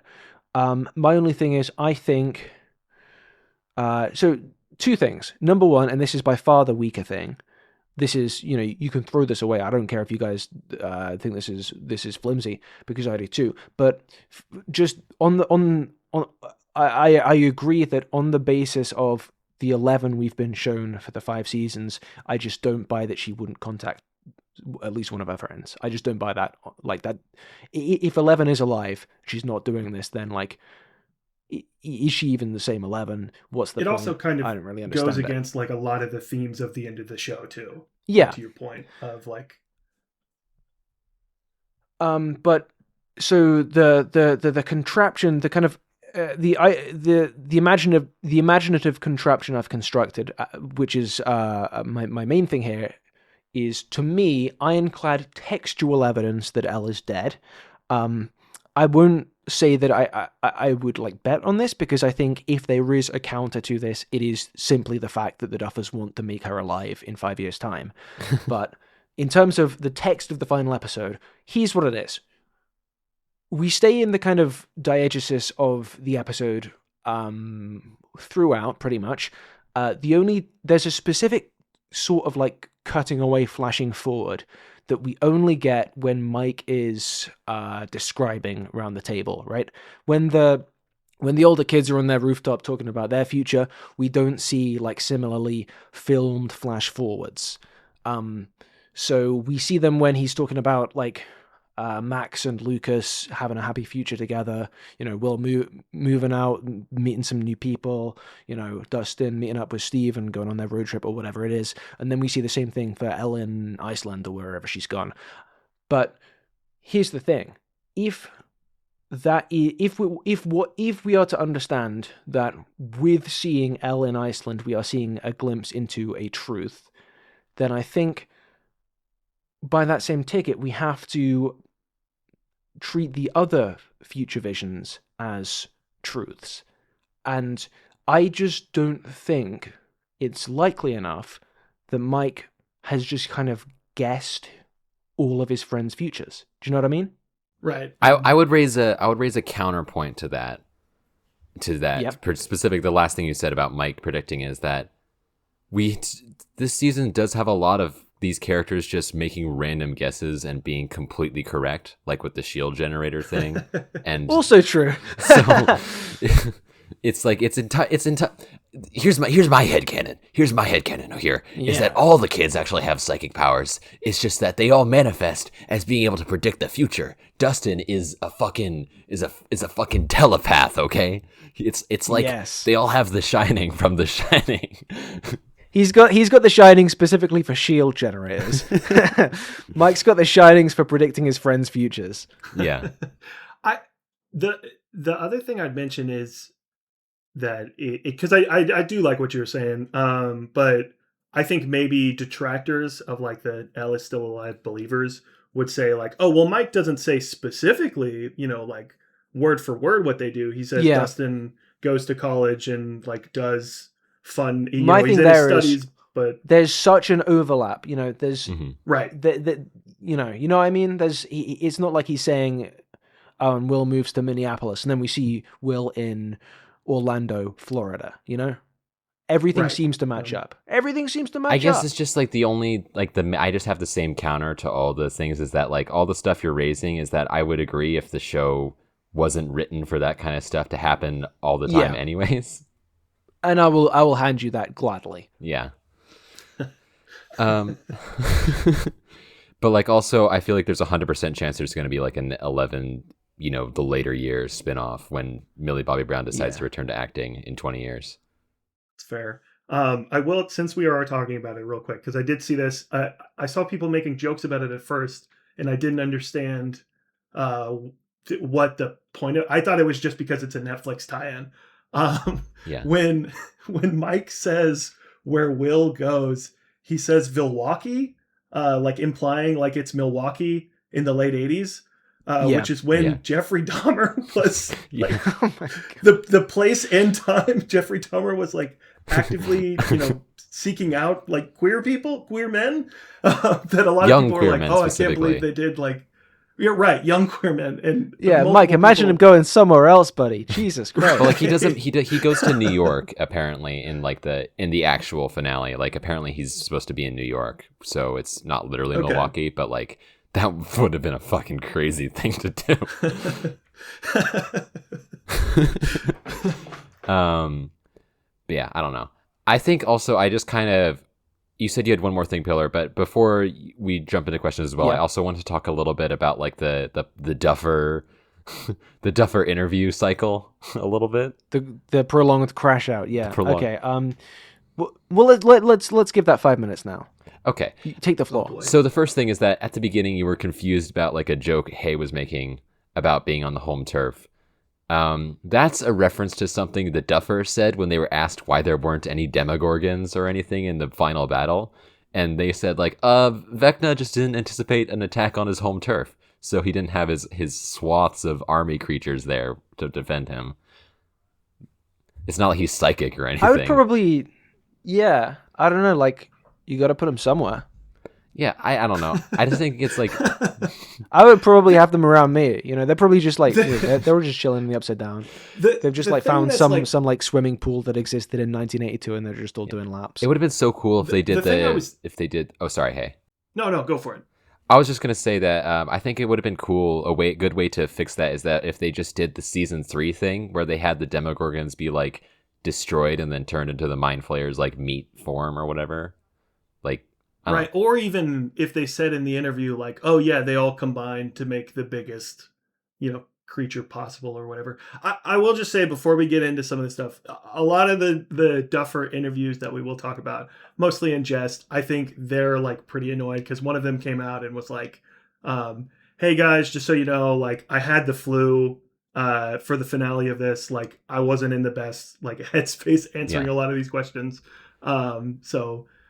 That's like I doubt anybody that listens to the show is like, oh, I heard from the Pillar of Garbage podcast specifically, and now I'm gonna go send an angry letter to the Duffers. Yeah, but I did see that, and I thought it was from Disbussing Film. Like I saw that quote of like, yeah, just disregard everything I've said for the past week. I thought it was fake too. I thought it was a joke. Yeah, it's not fake. I thought you were kidding. It's I thought it was a joke. I mean, fair play. I bet those guys just stress the fuck out and understandable crash out to have for sure. But also, if they just answered like, we just released the finale of the biggest show. I don't really want to answer questions. I'd be like, oh, cool. Which is it's basically what they did now. Of like, I'm tired. I'm tired. I want to go home. To say. I want to go home and take a nap on my bed made of money. Right. Yeah, it's like whenever I saw that discussing film thing, I just saw a bunch of people reply with the gif from like Now You See Me of the guy wiping his tears with the money. It was like, yeah, I guess. But I just thought it was interesting. I thought it's a funny thing is that like it became a meme that like people were like, well, it happened off screen because they also said they said that Joyce and Hopper probably realized that Henry was off screen. And they also said something about like they were asked about whether or not Robin and Vicky were still together, because I don't know if you guys noticed, but Robin's girlfriend Vicky just disappears in the final finale of the show. But they were like, Oh Only in yeah, the that epilogue. was good. Technically. what was that? Only in the epilogue, technically. No, there is, because they find her in the radio tower, don't they? I mean, like, with obviously, Max. there isn't another moment after that where they go back to the radio tower or something. But that is Right. a curiously unresolved kind of moment of tension. She isn't could it? have just And gotten danger for shot by character. the military, I guess. Yeah. But we like assume, because Max is fine. More than likely she's fine. But yeah, that was... they said, the Duffer brothers say whether or not Robin and Vicky are still up together is up to the fans to decide. We want to leave it a little bit up to fans in terms of whether these characters end up ultimately. Okay, I guess, sure. Listen, I'll say this, since they're leaving it open to me. That rooftop, with Robin talking, that didn't look like someone that was tied down. Okay, Yeah, hey, that's fair. That's fair. she's out and proud in college. Thing is, they left it open to the fans. He's a fan. He just answered it, so we can, Right. That's true. spread the word. I really wish there was like more room, and I understand why they can't do this. I wish there was more room just to be like, oh, we forgot that, and then be like, okay, yeah, that's fine, it happens. Because there was a similar thing that happened for season 4, where Or didn't like, they not forget? even we forgot like, it. Will- Just like, Didn't care. we've got to edit together something that isn't 6 hours long. We cut it for flow. right?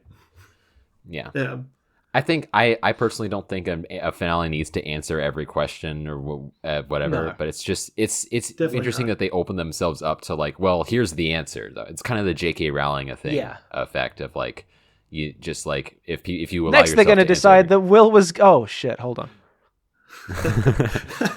Yeah, Will when he was actually the reason the Demogorgons don't ever poop is because they actually just vanish their poop. They just shit standing Yes, out. it just goes to Dimension X. But there was also one that someone sent to me, which was That's what the Mind Flayer is. yeah. Mind Flayer is just it's like the shit monster from Oh, Godzilla. Hey, that's why hive the mind color grading particles, was like think that. about it. Yeah. Right. Yeah. But like it's like the shit monster from Godzilla. That's a real thing, by the way. There's a giant monster that's just made of Amazing. shit. Lovely. But this one was interesting. It was Ross Duffer says his Dungeons and Dragons knowledge is embarrassingly low for how important it was in Stranger Things, and that they cheated D&D progression Yeah. by jumping to Vecna. And Matt Duffer said that he played Baldur's Gate 3 and then inspired the finale's idea of the entire group working together to defeat Vecna. It wasn't actually supposed to be that big a part of the show. The kids needed reference point, and it became increasingly more important. It's just That's where they messed up. They got out of the 80s. Baldur's Gate didn't come out. yeah. Someone else brought up the fact that Vecna wasn't introduced in the game when the show takes place. Like Vecna was not a part of Stranger Things. It was not a part of Dungeons and Dragons as like a... Don't even worry about it. It's fine. Dungeons and Dragons is like a retro 80s sci-fi thing. So why are you thinking about it anymore? Here's the thing, though. If Baldur's Gate inspired the finale, then how come it's the same finale as the last finale? Is my question. That's a good question. But no, my favorite part about that is that they say Baldur's Gate inspired it because it had all the people working together to defeat it. It's like, yes, Baldur's Gate Very came up original with that writing from concept. Larian, yeah. But there was also just, what was the thing you wanted to mention, Pillar? Because I also kind of want to talk about like Cutgate and that shit. But Okay, so I'll condense this down then. Basically, so this was an idea I had for a potential Patreon exclusive video in December that I eventually did a video about the OpenAI Disney Sora mess instead, partially because this was turning into too big a project. So I'll kind of shrink it down a little bit. One thing I was interested in with regards to season 5, it comes off the back of this stuff about the weird and the eerie in the rest of the show that I was working on.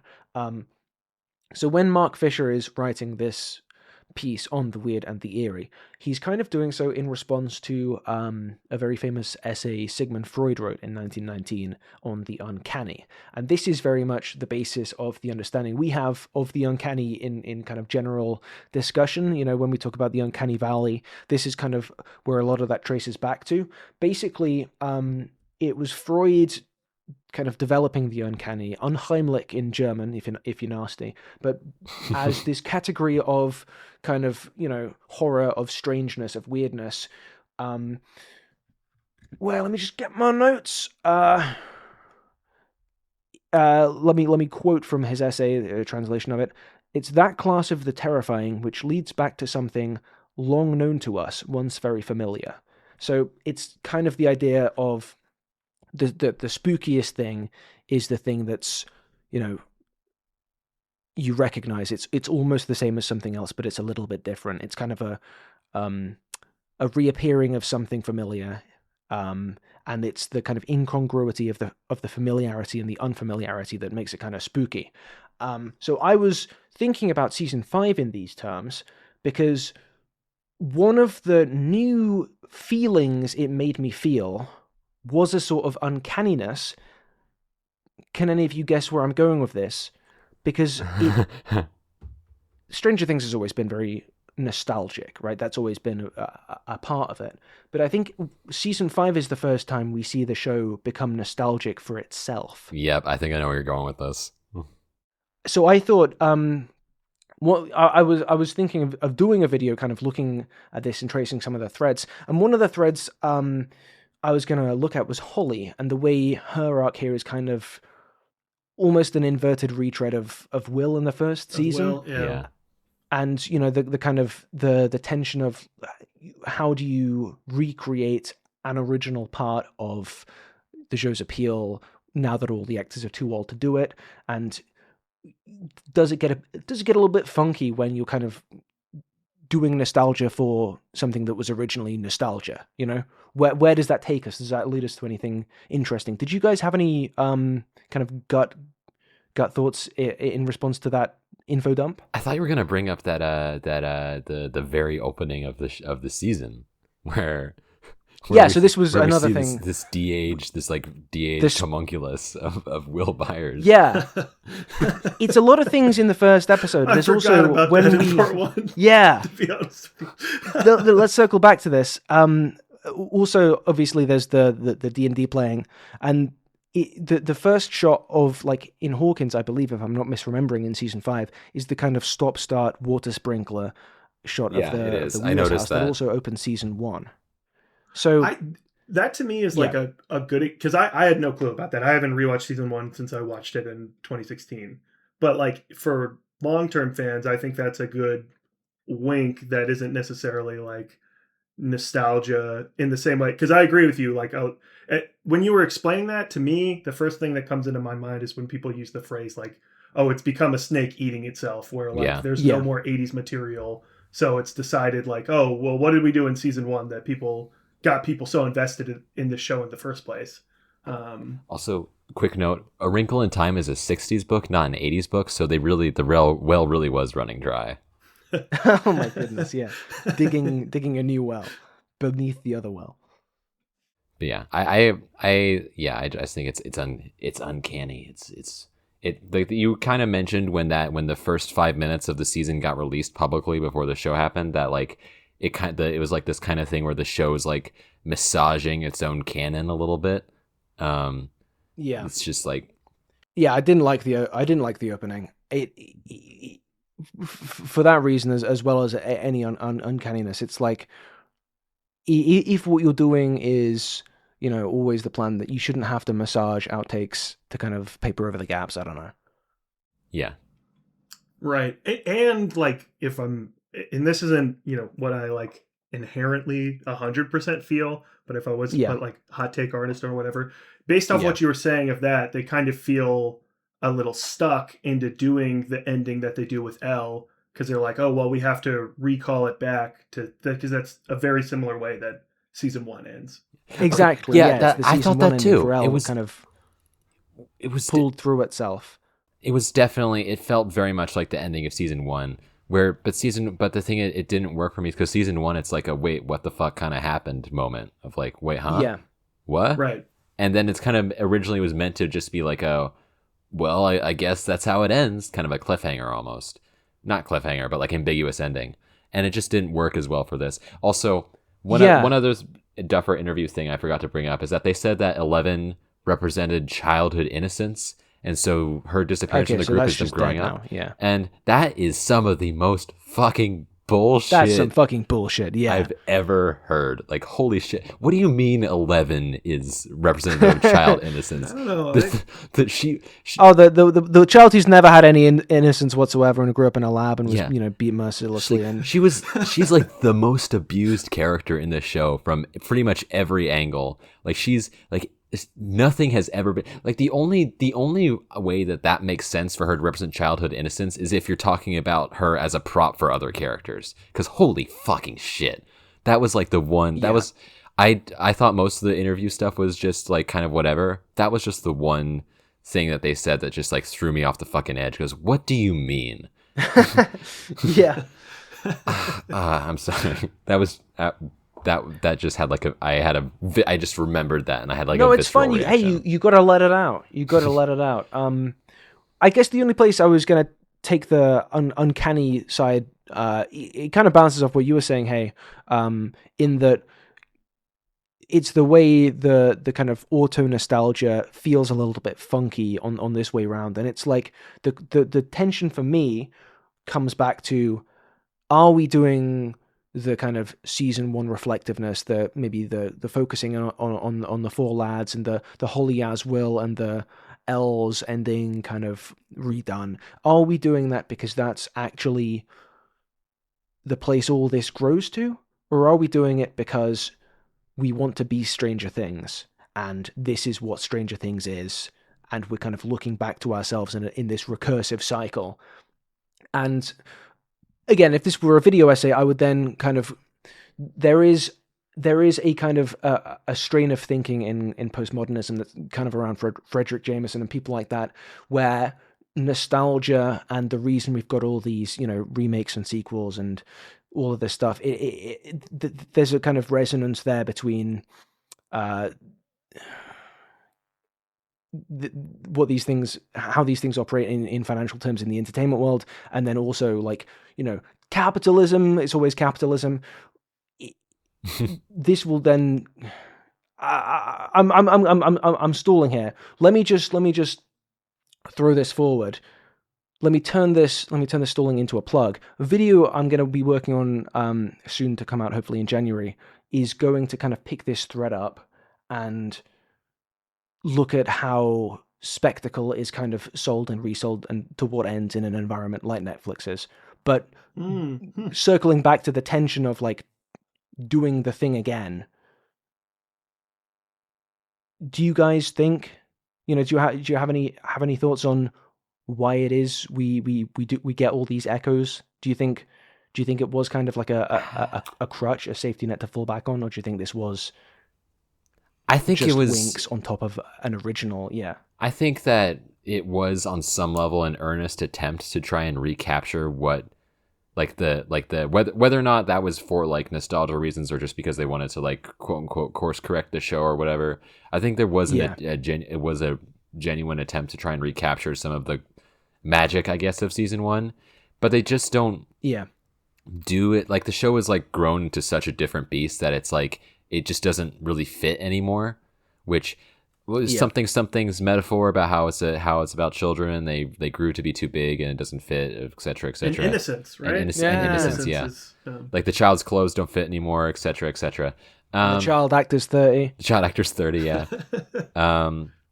And it's going to be in Spider-Man next year, or this year actually, I guess. Yes.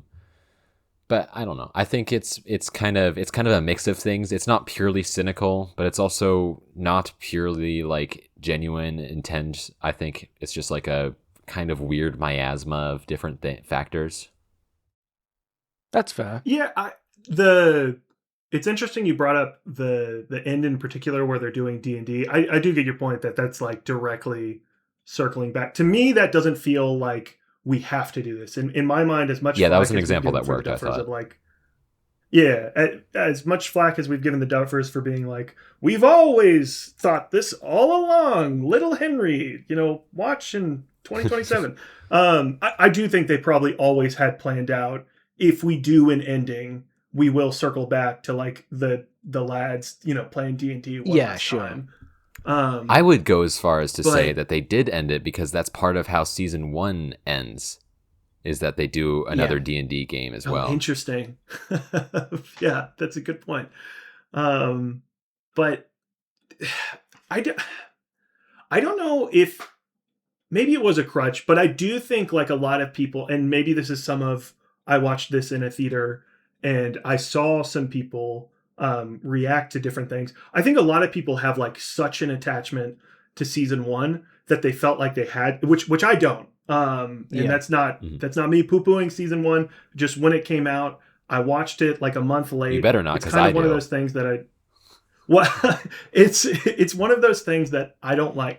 To be clear, I think I'm wrong. I think if I rewatch It's it, one of those things that you don't like. Holy shit! Put your pitchforks out now, guys. That's not what I said. No. The Hey, thing that I I'm don't holding like up. I'm is- holding up my hand to the camera, and I'm screaming. I'm going, ah!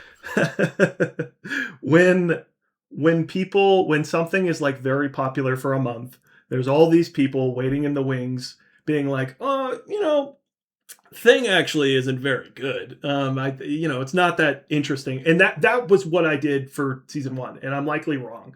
But in the theater, I saw so many people, you could hear like reactions to a lot of the like, doing the puppeting of season 1 again.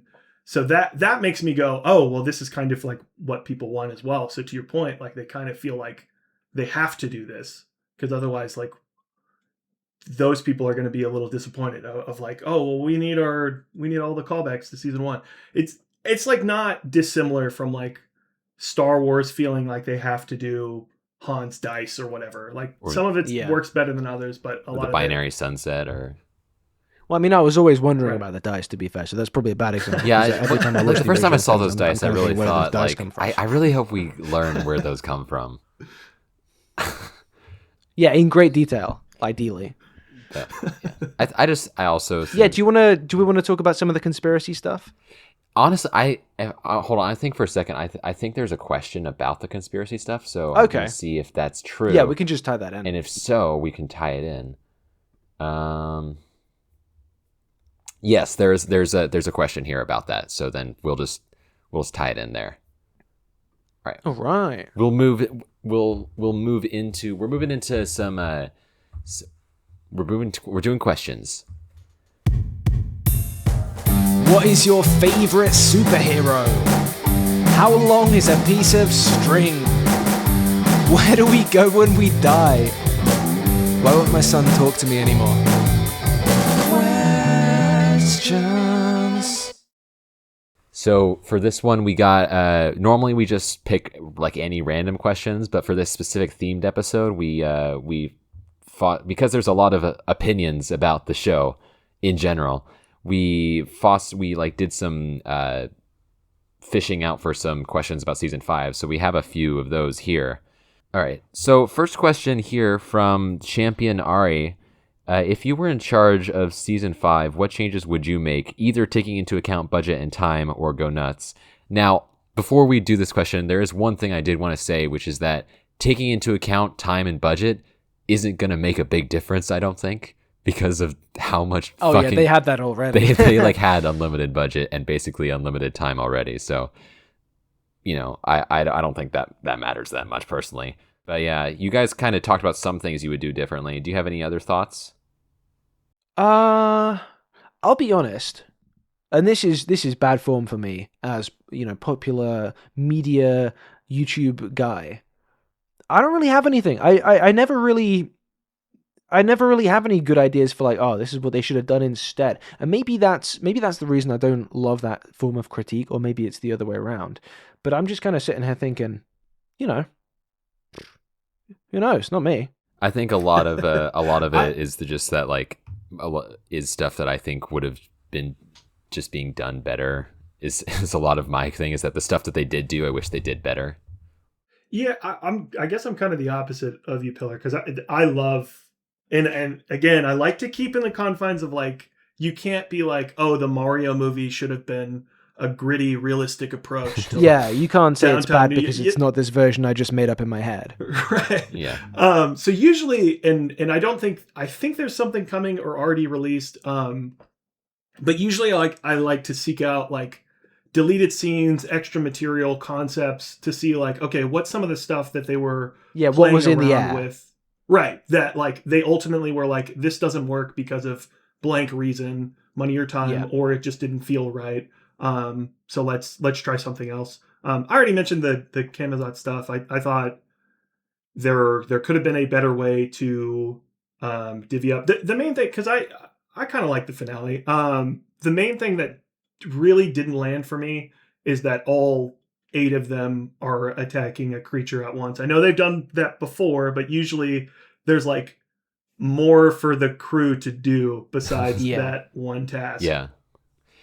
I think that also this show was something I noticed in season 4 as well, but this show has like a tendency to try and make every climactic moment happen at the same time. Is like, and the result of that is Steve and Nancy getting strangled by vines for 30 minutes straight. Yeah. I'm sorry. There's like some kind of like drag race thing going on outside or something. Like they're just a bunch of really loud cars without mufflers. So I don't know if you guys can hear that, but that's me and Pillar coming to your house. Yeah, that's the Duffer brothers, man. They're pulling up. It's the Duffer. Oh no, they're in the Duffer wagon. My death is gonna be off screen. So I want you to tell my story. Oh shit! All right, yeah. We'll discuss it vaguely in interviews. Yeah, I think that my big thing is, first of all, I think that they should have put more effort into making some of that budget appear on the screen. Because I don't know about you, but I did not think this. Some of the visuals, yeah, it did not look great. Was definitely the most expensive season. Was not the best looking season. Yeah, I think that the bits that looked good were like the Demogorgons looked awesome in this season, I thought, but.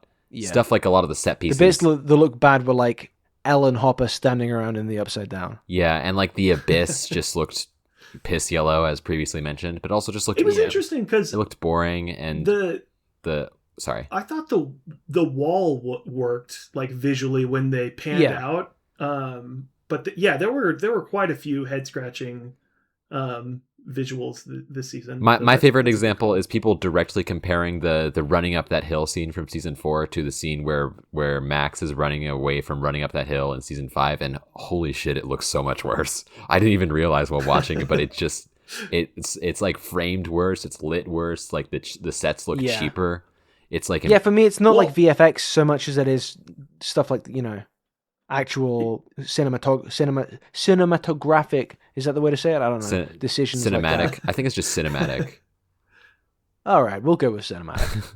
I guess on that point, just real quick, circling back to Untitled future Pillar of Garbage video, do you think there's something to like you might actually find a lot of callbacks to even now that I'm thinking about it, even season 2, like they do the callback to Kali because they're like, well, I guess we have to do this. But even you just mentioned the running up the hill thing. I was kind of shocked how much running up the hill was in this season, because I was like, we already did that. Like that was last season. Which, to be fair, it is a good song, but like, come on, it's a great song. You guys need to calm down a little bit.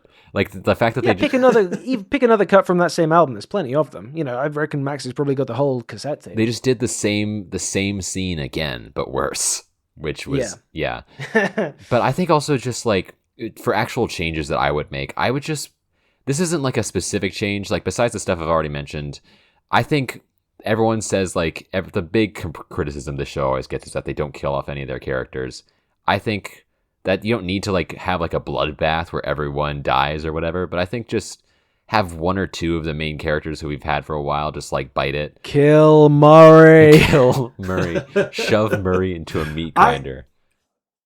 It's interesting you bring that up. I think it's one thing to not kill your character. I'm usually in the camp of you should, like, it's better to keep most of your characters alive because that's how you have like a lot more flexibility in the future when you need like a core cast to play around with. This is one of the shows, and Game of Thrones is like an interesting comparison because I think some of the issues in later Game of Thrones is that they have killed a lot of characters to where it's a little sparse. Like they have less of a chessboard to play with.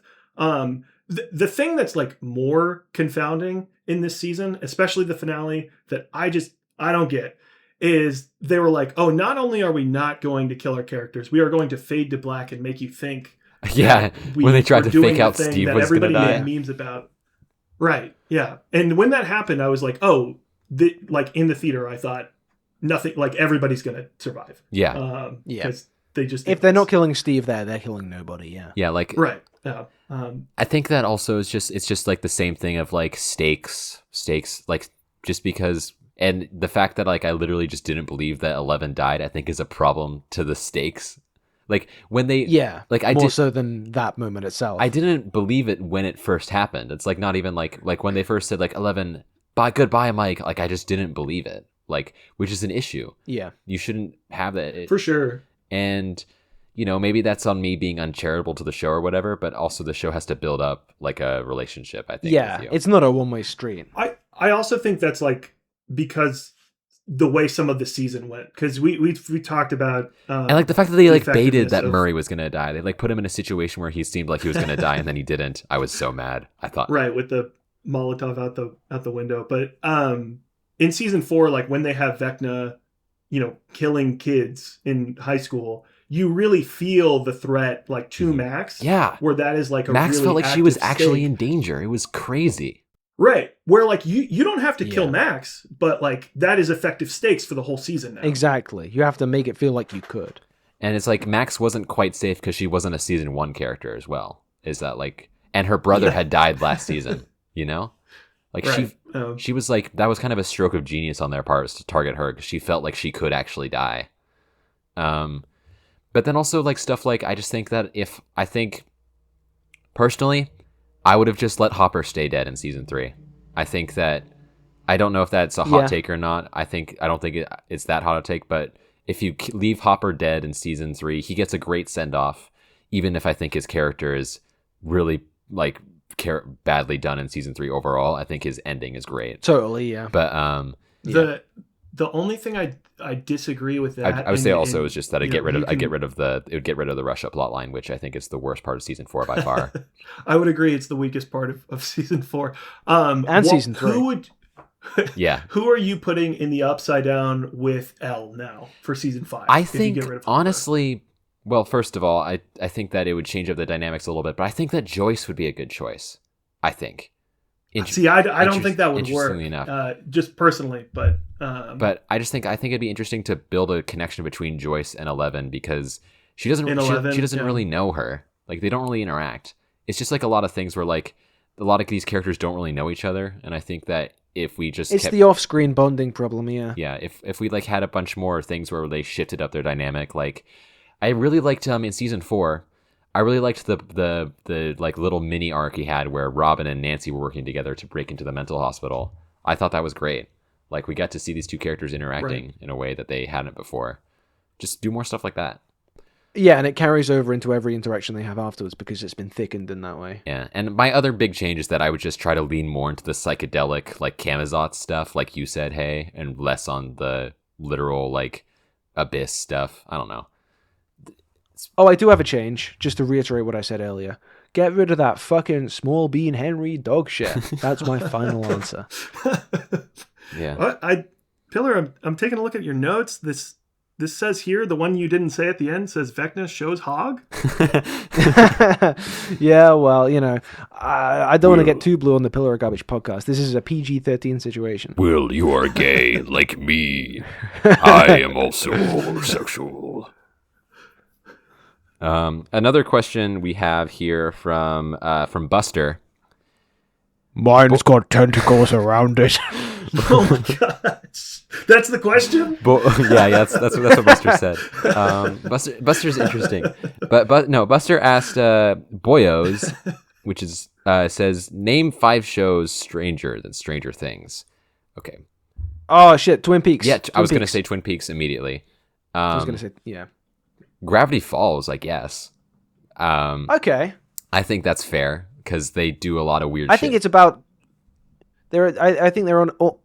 They would be on a par if Gravity Falls had 8 episode seasons, but since it has more episodes, and there's more weird weird things. Yeah. Yeah. Right, there's more opportunity. I'll throw out Scavenger's Reign. Ooh. I don't know if y'all have seen that. I haven't seen that one, but I've heard really good things. Series. it's a really cool sci-fi. Honestly, like if anybody listening, if you don't have time for like the full season and are just curious, it was a short film on YouTube. It's about like 7 minutes.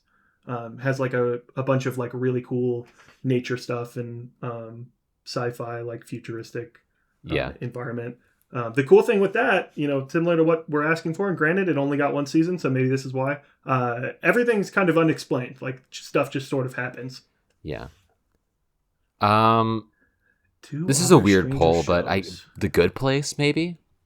Because Okay. I think The Good Place has a lot of things explained, but it also kind of operates on a kind of like just bizarro logic of how the world works, and it's like very idiosyncratic. And even the explanations don't have to tie everything down to like secular lived experience. So the explanation can be the time knife, and that's still strange. Yeah, like I was thinking about how like they have an explanation for why everyone stays the same age, but their explanation is the Jeremy Bearimy. It's like, what?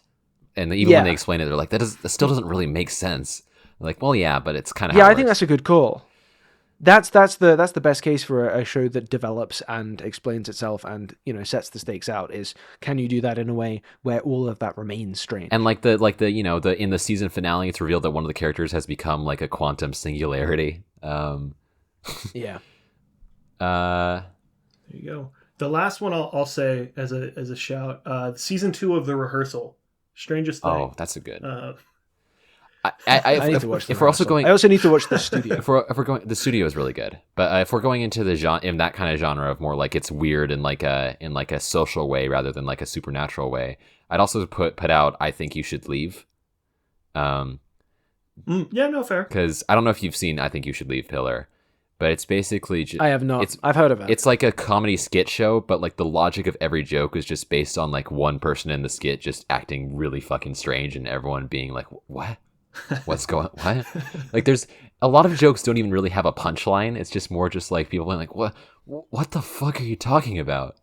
All right. And there's like a my favorite skit is the Brian's Hat skit, which is just like a reading of like a court case. Oh my gosh, it's so perfect. It's the reading of a court sketch of like a court the reading of like DMs in like a court case about fraud or whatever, and like in the middle of these like highly sensitive like DMs, these characters are where they're talking about like how they're gonna defraud the company. They start talking shit about their coworker who has this really dumb looking hat.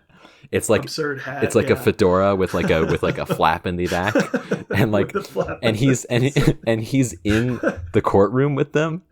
So there's a bit where they say like they say like, by the way, did you see Brian's hat? It looks so fucking stupid. And it's the court reader is reading that, and then like the camera just like shifts focus to the back, and the guy is wearing the hat in the audience, and it's just like perfectly timed. Nice. No, I was really worried because that was the first episode that I showed my parents. Yeah. And I was like, oh, this is the moment where I figure out if this is a sense of humor that I keep to myself or like if it works with my family. They love the Brian's Hat sketch. Can I mention one other show? Yeah. Only because bonus show. It's funny in comparison to Stranger Things. So have either of y'all heard of the show Pen 15? Yes, I've heard of. Yes, I've watched the Smosh video. Pen 15. Is that the same thing? No, not the same thing. This is a YouTube deep cut from 15 years ago. Pen 15 is strange in that it is a show that should not work at all, but it does. It's one of the funniest things I've seen, and when it needs to be like really sincere. It's one of those shows where adults play middle schoolers, right? Yeah, the two main characters are in middle school, but they are their current like 30 plus year old selves playing middle schoolers going through like a lot of teenage angst and stuff.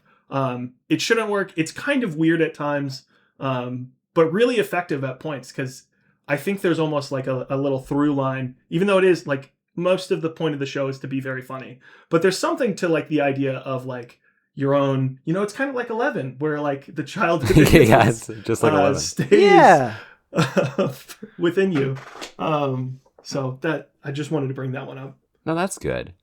Yeah, I think it's just like right. The thing about Stranger Things is that like it's not strange, not just because of like the literal weird stuff, but also just because a lot of its writing has become kind of very samey with a lot of things. Pillar, you're making a video about like quote unquote MCUification of it. Yeah, this is the stuff I was talking about earlier in terms of what I was referencing about the Stranger Thingness of like a Stranger Thingsness as like a tone rather than kind of taking precedence over who should be in the room at this point. That's going to be in this MCUification video, so that's what that is. Interesting. All right, I have another question here from Not Quite Cool. Haven't watched the show beyond season 1, but we'll get to it eventually. Was going to ask a question based on the reaction I've seen around season 5. What, if anything, do you think that a show owes to its fan base? Do you think that fan expectations should be considered in the making of a show? I'm gonna say I'm just gonna give my answer. Yeah, IDK depends. That's kind of my take.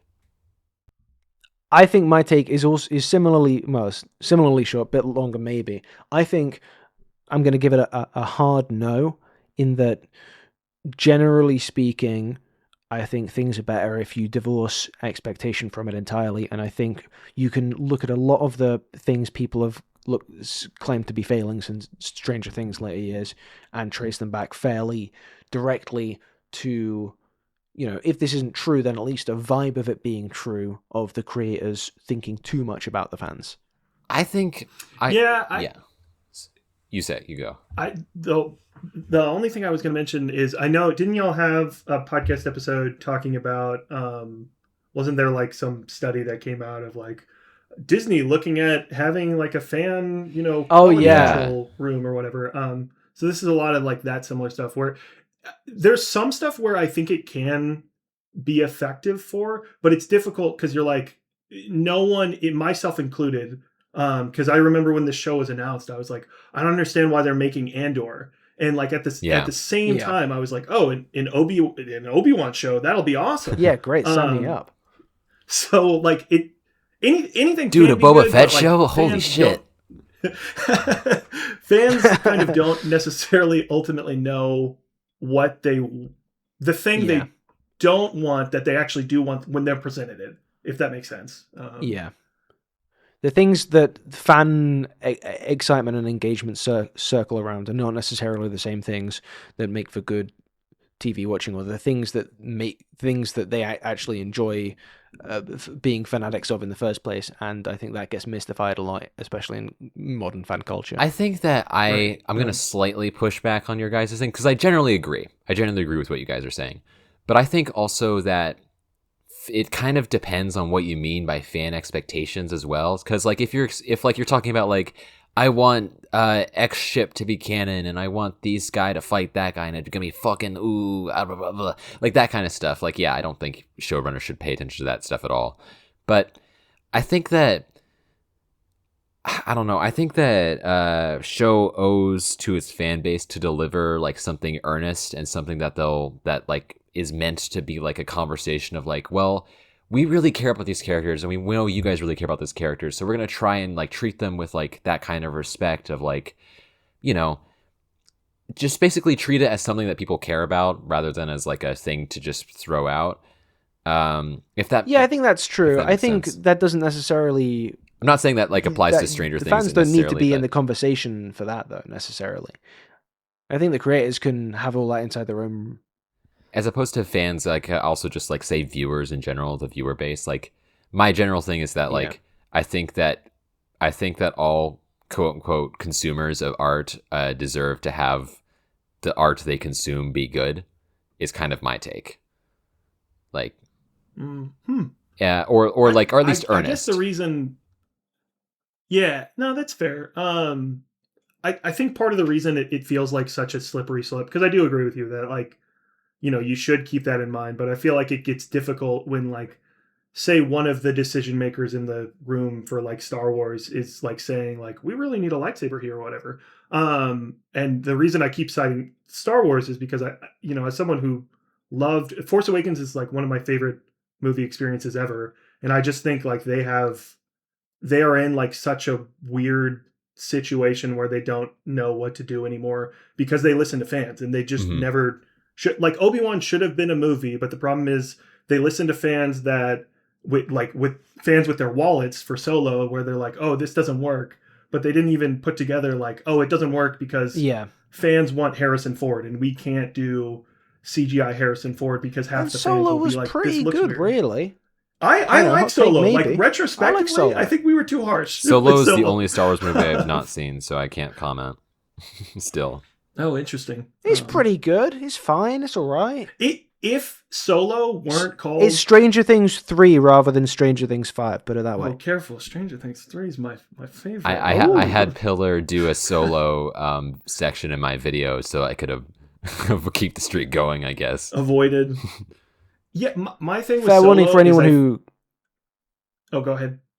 I was just going to say fair warning for anyone who goes back and watches that after this. I made it when I was still bad at making videos, before I got good at making Well, videos. I made that video when I was bad at making videos, so, you know. Maybe it cancels out. Yeah. There you go. I don't know. The one thing I was going to mention with Solo is I think if you called it like a smuggler's tale or whatever, and didn't call it Solo, granted it probably would make 100 million instead of like the 400 it did or whatever. But I think people would have like a much less of a problem with, making it Solo. The problem is you have to make it Solo because otherwise why would people care? And I'm wondering if that's going to be a problem with Stranger Things when they try to do spin-off stuff and they're like we need a Byers or a Henry or whoever in one of the spin-offs. Yeah, I think that Stranger Things, this is like a joke, almost cliche to say, but I think they should have stuck with the anthology plan that they originally had when they first pitched the show, because I think it would have made for a stronger show and also wouldn't have run into those pitfalls. For me, that line of thought comes back to, yeah, that sounds cool, but that's a kind of a different thing. Yeah. That is something I think they should have just done Stranger Things. Like, they're very public about the fact that they considered that, though, is why I say that. Yeah. Right. No, I know, for sure. Yeah, like if it was just like Stranger Things existed and they never said anything about that, there's like I probably wouldn't have even come to that conclusion. But I don't know. For me, I'm wondering if there's for sure like curious about how that would have gone. Yeah, I imagine from what I understand, apparently the Victor Creel stuff and Henry Creel stuff was stuff that they had thought about for that idea, where like there would have been another story about that. I mean, I can see that because it. A lot of that does feel quite separate from the Upside Down anyway. Until it wasn't, I guess. Do different, like, you could do different decades so that way you're mixing it up a little bit more and not only sticking to the 80s. And then in the finale, they could have the characters from all the other seasons show up. It could be like What Come If. through the portals, It could be like What If. Remember Marvel's What If? And how good that show was. And then Henry Creel says, on your left. And then Nancy, and then... comes in with the shotgun. Yeah. I think I am curious y'all's thoughts on this. I do think there's like a little bit of an added layer to this, that something that is perceived as like fan expectation going into a series may not be fan and maybe like people that work on the show. So for instance, one of the creative choices for season 5 that I don't think works as well for me is all this stuff with Callie. I feel like they felt like they needed to do that because they were like, oh, it was so bad the way like the fan reception to this episode for this actor. Yeah, I see what you're driving at. But people wouldn't really have cared. I think also the problem with that Right. is that Callie, in trying to make Callie palatable for the audience that hated the episode, they kind of took away everything that was even remotely interesting about her in that episode. So she's not really the same character sure. at all. she's just kind of like Not at all. Yeah. She's just like the only interesting thing she has is that she tells Elle that they need to do a suicide pact together, like constantly. It's like, Yes. Elle, you need to kill yourself. You need to do it. It's the only way, Elle. Which is also another reason I don't love the ending, because essentially she was proven right. She's like, yes, I should kill They're myself. like, Thank you, Carly. Effectively, I should kill myself or fake my death because everyone's life will be better without me. That's a great message to send. Yeah, Right, especially that's for a the good thing avatar to of do. childhood Oh, innocence. now Yeah, for the avatar of childhood Taylor's innocence. looking The avatar, more right. avatar of childhood innocence kills herself. That's the ending of the show. Bravo, Duffers.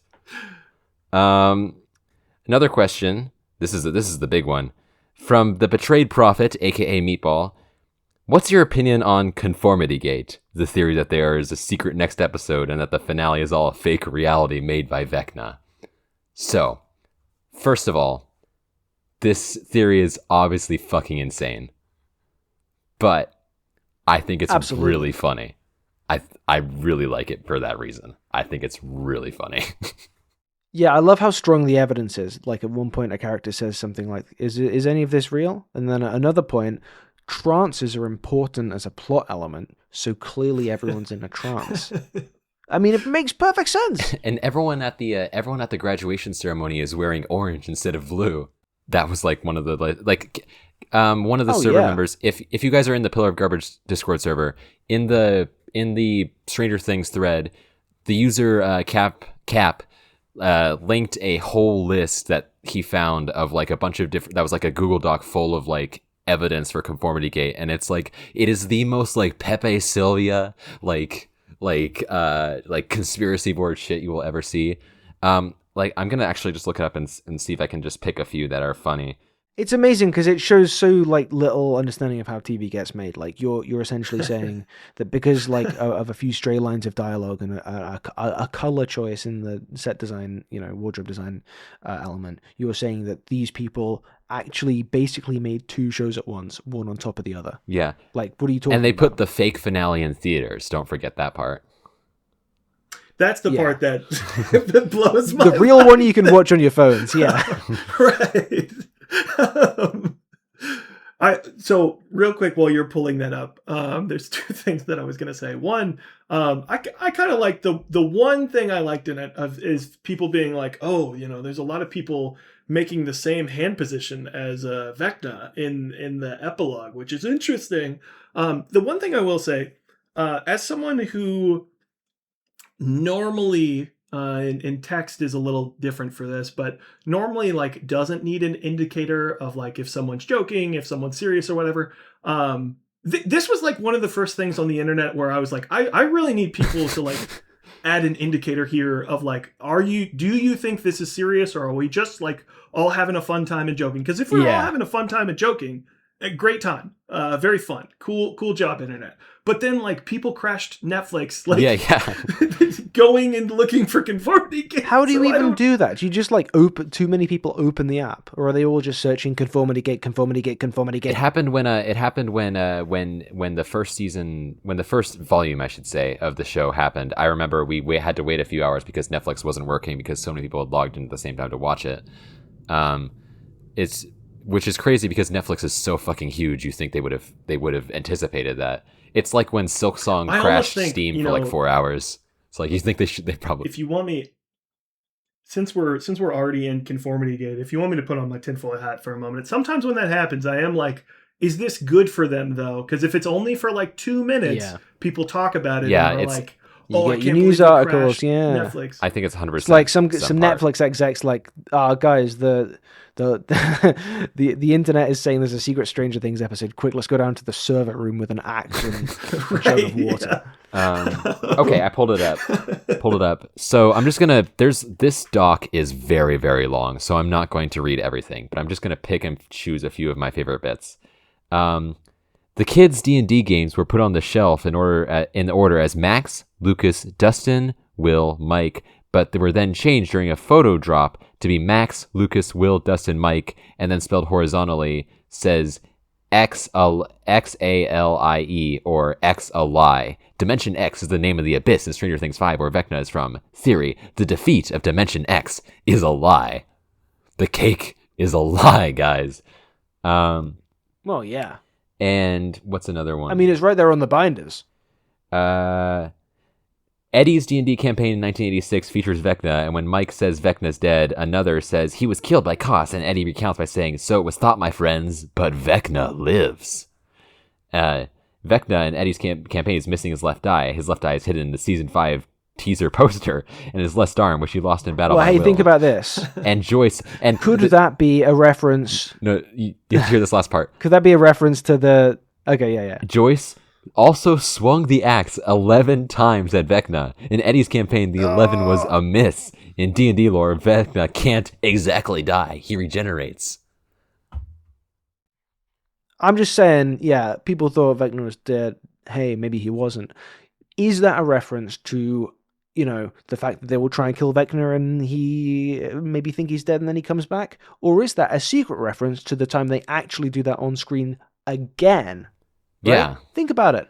Also, the fact... Think about it, people, or sheeple. maybe just the fact that they think they've killed Vecna at the end of season 4 and he lives then. I think in the season this event takes place, possibly.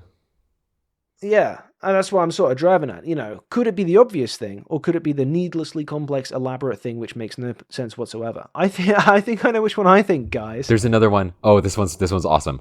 All of the characters in the epilogue become the worst versions of themselves, or something they did not want to be. Will becomes drinking in a bar, smoking, like his father Lonnie, an alcoholic. His epilogue shirt looks very similar to the love interests in The Truman Show. Max and Lucas's outfits in the season 3 epilogue was identical to the couples in that 70s show. Max is easily angered and she breaks things, just like Billy, who says, "I break things." Mike is visibly similar to Ted and Henry as a storyteller in style and ends up alone. There's another one of these clues where it's like Ted, everyone ends up looking like Ted Wheeler, who they hate. Yeah, that's a great one. I just love that. L is apparent everyone suicide. Hates Ted. Nancy dropped out of college and is also visibly similar to Ted. Ted being who she hates. She hates her dad, Ted. And then Vecna's Henry's memories. The WSQQK's tile floor resembles a chessboard where all the characters are, and Henry once told Elle that people are movable like chess pieces. Aha. The board game What's It was spotted everywhere within the show. Hopper's cabin, Mike's everyone, and Henry's persona was named Mr. What's It. Yes, I think that is probably a reference to that specific plot line, not this fucking insane theory. And of course, apparently, we get into the stuff with the official accounts where Netflix posted the title card at 5:07 p.m. as they were live tweeting the episodes, followed by a blank screen, followed by when Henry Steve fell off the ledge. He falls off the ledge, blah, blah, blah. What is so unusual about this particular is that Stranger Things rarely posts images during live tweets, only words. Out of context, this looks like a missing image directly after that title card, though it likely means very little. I like that they include that it likely means very little in the evidence doc. See, that was the thing that I was so confused about, because my brother sent me like a couple videos about this, and everyone would start their explanation of like, we all know this is ridiculous, but like, yeah. I'm like, wait, but like, go back to that part. Go back to that part. And also, I'm gonna read one more because I think it just goes on and on. But this one is really funny. The dice on Netflix's on Netflix Severier, I think is the country Severier account add to 43. The difference between November 26, 2025, Volume 1 release, and January 7th, 2026, including both days, is 1 month plus 13th days, 6 months plus 1 day, 43 calendar days. There were 42 episodes of Stranger Things released between July 15th, 2016, and December 1st, 2025. Therefore, there could be a 43rd episode to end the show. Just, wow. Like... The numbers speak for themselves. The numbers, Mason. I just think that it's the craziest thing about this to me is that like this is not even the first time this has happened within the last like 10 years. Like this happened with the Sherlock finale as well. It's giving Sherlock. The thing is, the thing that strikes me is that this is just kind of woke spotting, but it's hype spotting. It's the same thing of like overly fixating on one thing. That you're trying to find in something rather than that something's trying to bring to you, and then your search for confirmation of that just like arresting the meaning of the thing so much. Like this is something I'll talk about a little bit in that collab section I mentioned that I will share around when that's out, so you guys won't miss that, don't worry. But like the sense that something is kind of off with how Hawkins like flips back to normality, that people are, that's why it's called ConformityGate, because people don't like, oh, it's just business as usual, everyone's looking so conformist, everyone's back to business as normal. That does feel kind of off, and then that's kind of what Dustin's speech is about. That's what the finale is about, but you don't spot that if you just fucking go off on your harebrained tangent that's based on hype-centered viewing practices. It's woke spotting, but for hype, it's hype spotting. I think it's also just like it's something that could be explained by it not being a very good, like, well integrated ending. Is like it's like the assuming it's like what's it? It's Hanlon's razor, right? Where why assume malice when you can attribute to stupidity? Is like don't assume, like in this case, assuming like mastermind evil status rather than like it probably just wasn't very good. It's probably just mid, yeah. It's interesting though, because like it would be cool if there was a world in which like we could have a secret episode. I think the reason we don't have a lot of secret episodes is because one exec goes in the room like, yeah, but how are we going to make money on that? So like most people, like when you hear and also you have to make an episode purposefully bad to do so. Right. But because I think that would be cool. I was trying to like think about it. I was like, okay, if this were the case, it would be really interesting if like you watched something that felt off and you were like, huh, that's a weird finale. And then you had to go like down a rabbit hole or whatever. But the problem is like, if that were the case, it wouldn't even feel like a rabbit hole anymore because it would be on everybody. It would be right there, yeah. I think that the closest thing you can get to accomplishing like this is like the bad ending in a video game is like if you make the bad ending really easy to get and the good ending hard to get, and like if the bad ending is unsatisfying on purpose, then it's like it pushes you to play the game more and you try to find the good ending. Like that's something that Hollow Knight does really well. Not to spoil, I'm not going to spoil anything with Hollow Knight, but the main ending most people get their first time is like a bad ending, and it doesn't feel like, yeah. What I think about is people, bands used to sometimes put hidden songs on CDs, but like one example is a band I like called Suede. They had an album called A New Morning, which is kind of mid by their standards, but there was a really good track that you had to like listen through like 10 minutes of silence or whatever at the end of the CD to hear. And, that was good. They made a good secret ending, but like if you're going to go to the trouble of making a good secret ending and you're going to do it in a way that 9 out of 10 people miss, then like wouldn't your effort have been better spent just putting it on the album? So when they reissued that album, they just put that track on the end of the album and then the album's better. If you're going to do a secret good episode, why don't you just make the last episode good, It's like, that's kind of like my thing I've been running into with King's Creek specifically, is because I really like the idea of doing like an ARG, like putting a bunch of secret content. But like every time I think about it, I'm like, well, this would be a lot of effort. And it's kind of effort I want to put into and you could just spend that effort into the show. Yeah. Yeah. Yeah, I don't know. There was also Cutgate, which was, I think, kind of got left behind in the dust of ConformityGate, which was just the idea that there was like... Which is a shame, because I think it's more plausible that a lot of stuff was cut, specifically around the Camazotz storyline, and that isn't it that there was something like...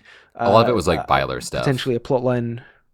Okay. Well, I don't know about that so much, because it does... I think I said to you, like, what do these people expect? Mike to punch Elle in the face and say, I actually don't like you. I don't like girls either. Does that feel like a natural ending? My brother was the one that introduced me. I don't think he was like, in this camp or whatever. I think he was just aware of it. He mentioned to me, he's like, oh, well, Mike looks at Will when he uses powers the same way that he looks at Elle the first time she uses her powers. Yeah, probably because they're both using powers.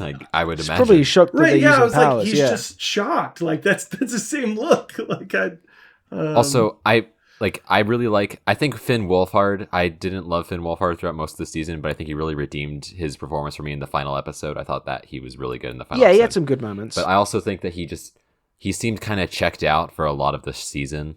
So I don't really know if I put a lot of stock in like the whole reading his like little micro expressions. I don't think he feels very YouTube body language expert. Yeah. But a lot of it was stuff like there's actually like a whole plot line where Robin went into Camazotz with Will, and it was just like, okay, I don't believe any of this. Yeah, I'm tapping out at that point as well. Just curious to throw a hypothetical at you, because one of the things you deflated about ConformityGate, if we lived, and this is completely made up, but if we lived in a world where like the finale comes out, it's not in theaters, and then there's like a secret Netflix project that they announced that's coming out 2 weeks after, would you be excited for that, or would you be mad because you're like, well, now you want me to spend more money? I wouldn't be excited for that. I don't know. I think I would be, and maybe I'm the dupe. Like, I think I'd be neutral. Like, I think I'd be suckered in by some of the I wouldn't be like actively like fuck these guys or about, anything. like, but why are we doing this? I'd be neutral. Right. Because my take is that like I think I'm kind of done with Stranger Things after the main show's over. Like that's kind of where I'm at. I'm not really interested in any I'm of the not going to tap spin-offs. in for the animated thing. Yeah. Thing about spin-off show about how the guy got the suitcase. Thank you. I will not be watching. And then there's a spin-off show about how that suitcase got made. The only spinoff that I think could work is if for whatever reason, which the WB thing is interesting here, if they used the 4 older teenagers, now adults, Steve, Robin, Nancy, Jonathan, if they just repurpose them for Scooby-Doo and like put them into the roles. I think Yes. there's something there. A lot of people have talked about this, but I'm on board. I'm like, oh. This is the first I'm hearing. This is pretty So good. I like would this. that be Steve as Fred, obviously? For sure. Yeah. I think would that Jonathan Shaggy. be Jonathan Shaggy? I can kind of see that. Yeah, actually, no, I definitely can see that because he's a pothead. I thought you were going to say Jonathan Scooby. that. That's fair. Gotcha. Nancy, I think is Could be, yeah. Nancy is Daphne. I feel like, which people are going to push back on. People who are pushing back on Nancy as Daphne don't know Scooby Doo like I do. Okay, Daphne. It's only because Robin has to be Velma. Because Robin has to be Velma, but also Daphne is fucking awesome. And people who think she's a damsel in Well, distress and that's all she is, they are wrong. I don't know. This is interesting because I feel like Nancy would say she's a Velma, but she is a Daphne. I do agree with you, but if we were asking Nancy in a fictional world, she'd be like, "Oh, I'm definitely a Velma." People don't know about I'm, this, of course, a Velma. but Daphne is the action character. Okay, she's Right. the muscle in the She's the hustler. Scooby Doo Yeah. dynamic. She is in the 5-man There's band. a reason the villains go after her because she knows kung fu. She can fight anybody. Like Unironically, she's part of the reason threat. she gets caught so much is because if they didn't catch her, is because she's too competent.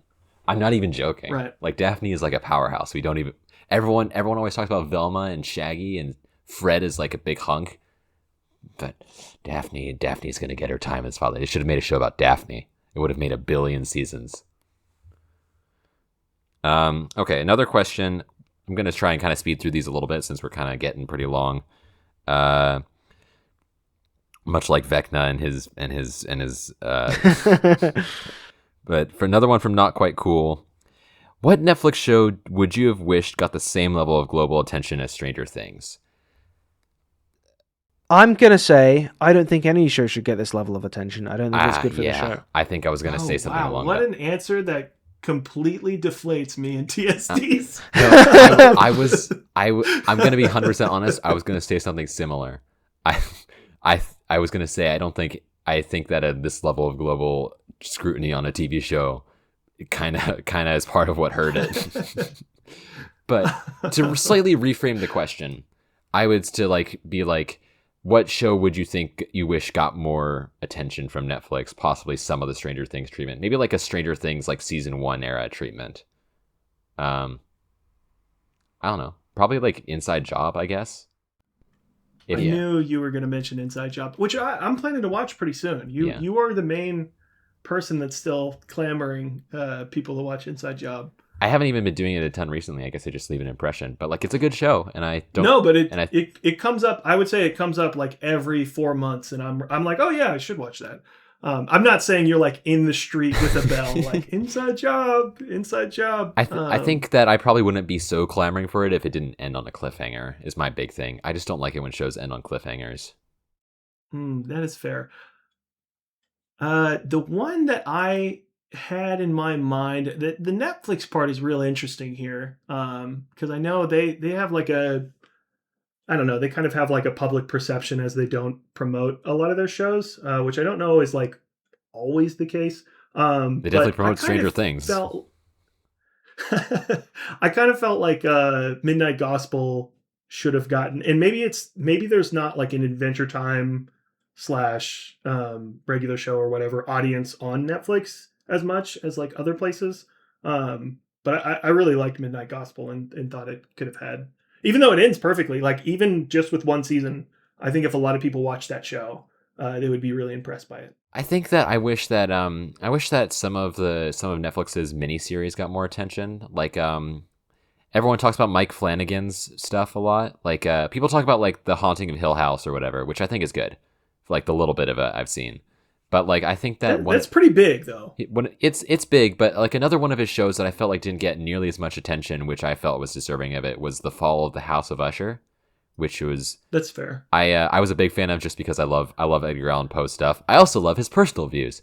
But I just thought it was a really good adaptation of the spirit of the story for a modern era, and I don't know. It also has like one of the most terrifying scenes in anything I've ever seen. But I say that knowing full well that I have a really intense fear of chimpanzees, and that scene had a chimpanzee in it, so I might be biased there. But I guess I've got one. If I could just throw it out there real quick. The Residence. I didn't think the show was amazing, but I thought that it's like The Residence. so it's evil. like a murder mystery. Yeah, well, maybe that's the crossover we need. It's a murder mystery set in the White House. Someone's killed a member of staff. I didn't think the show was fantastic, but I thought the detective character, can't remember her name. Is that a Netflix show? I think it's a Netflix. I watched it on Netflix, Yeah, it's a Netflix at least. show. Okay.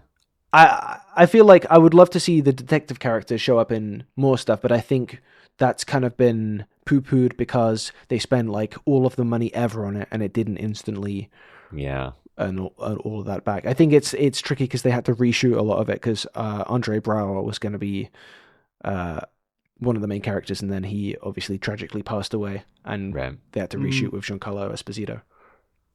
I don't know if attention would have solved anything for that, but if we're taking this in terms of which Netflix shows, would have benefited from lowered expectations on Netflix's end. I think the issue is probably be just my that answer. for me with this question is that I just don't spend a lot of time on Netflix anymore. Like if I watch a show on Netflix, honestly, it's same. because someone recommended it to me rather than like, or people were talking about it rather than like me just scrolling through Netflix being like, oh, what's on here? Just because there's so much, I don't know if you guys noticed, but there's a lot of shows to watch. I don't know if anyone's ever made this There's a observation. couple. I don't know if anyone's brought this up before.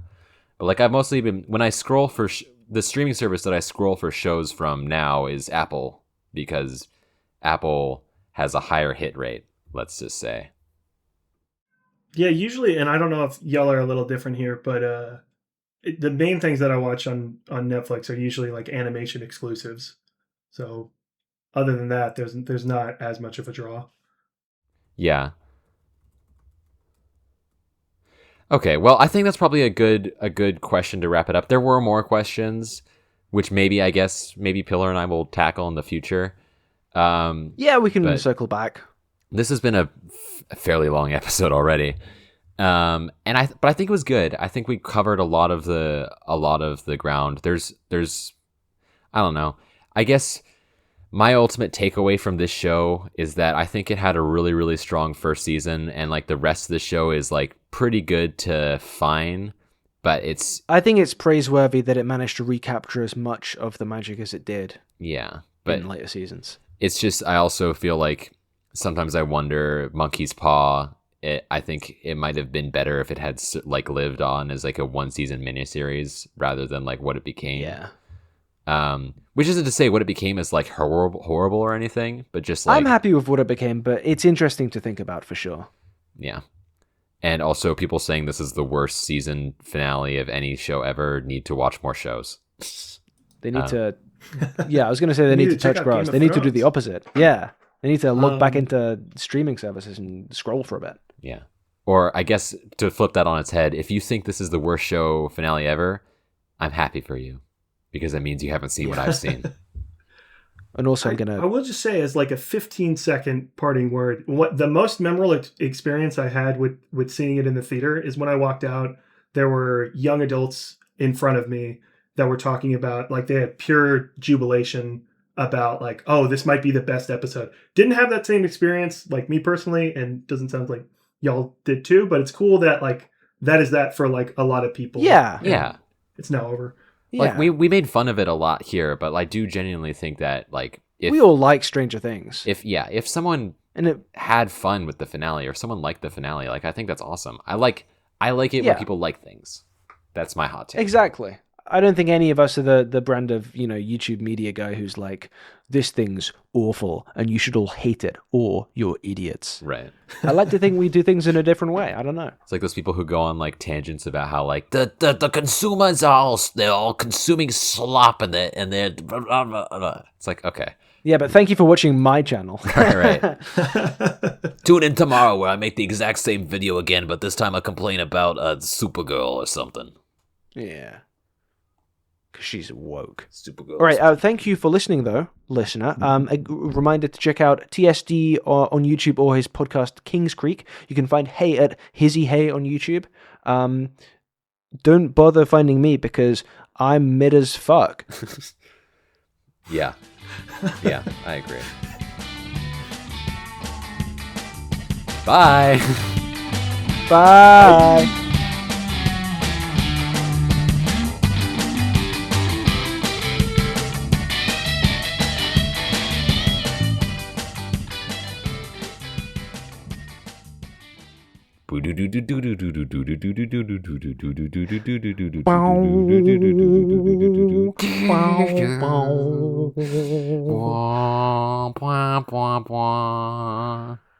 Perfect intro sequence. That's my last. The balls have tentacles too.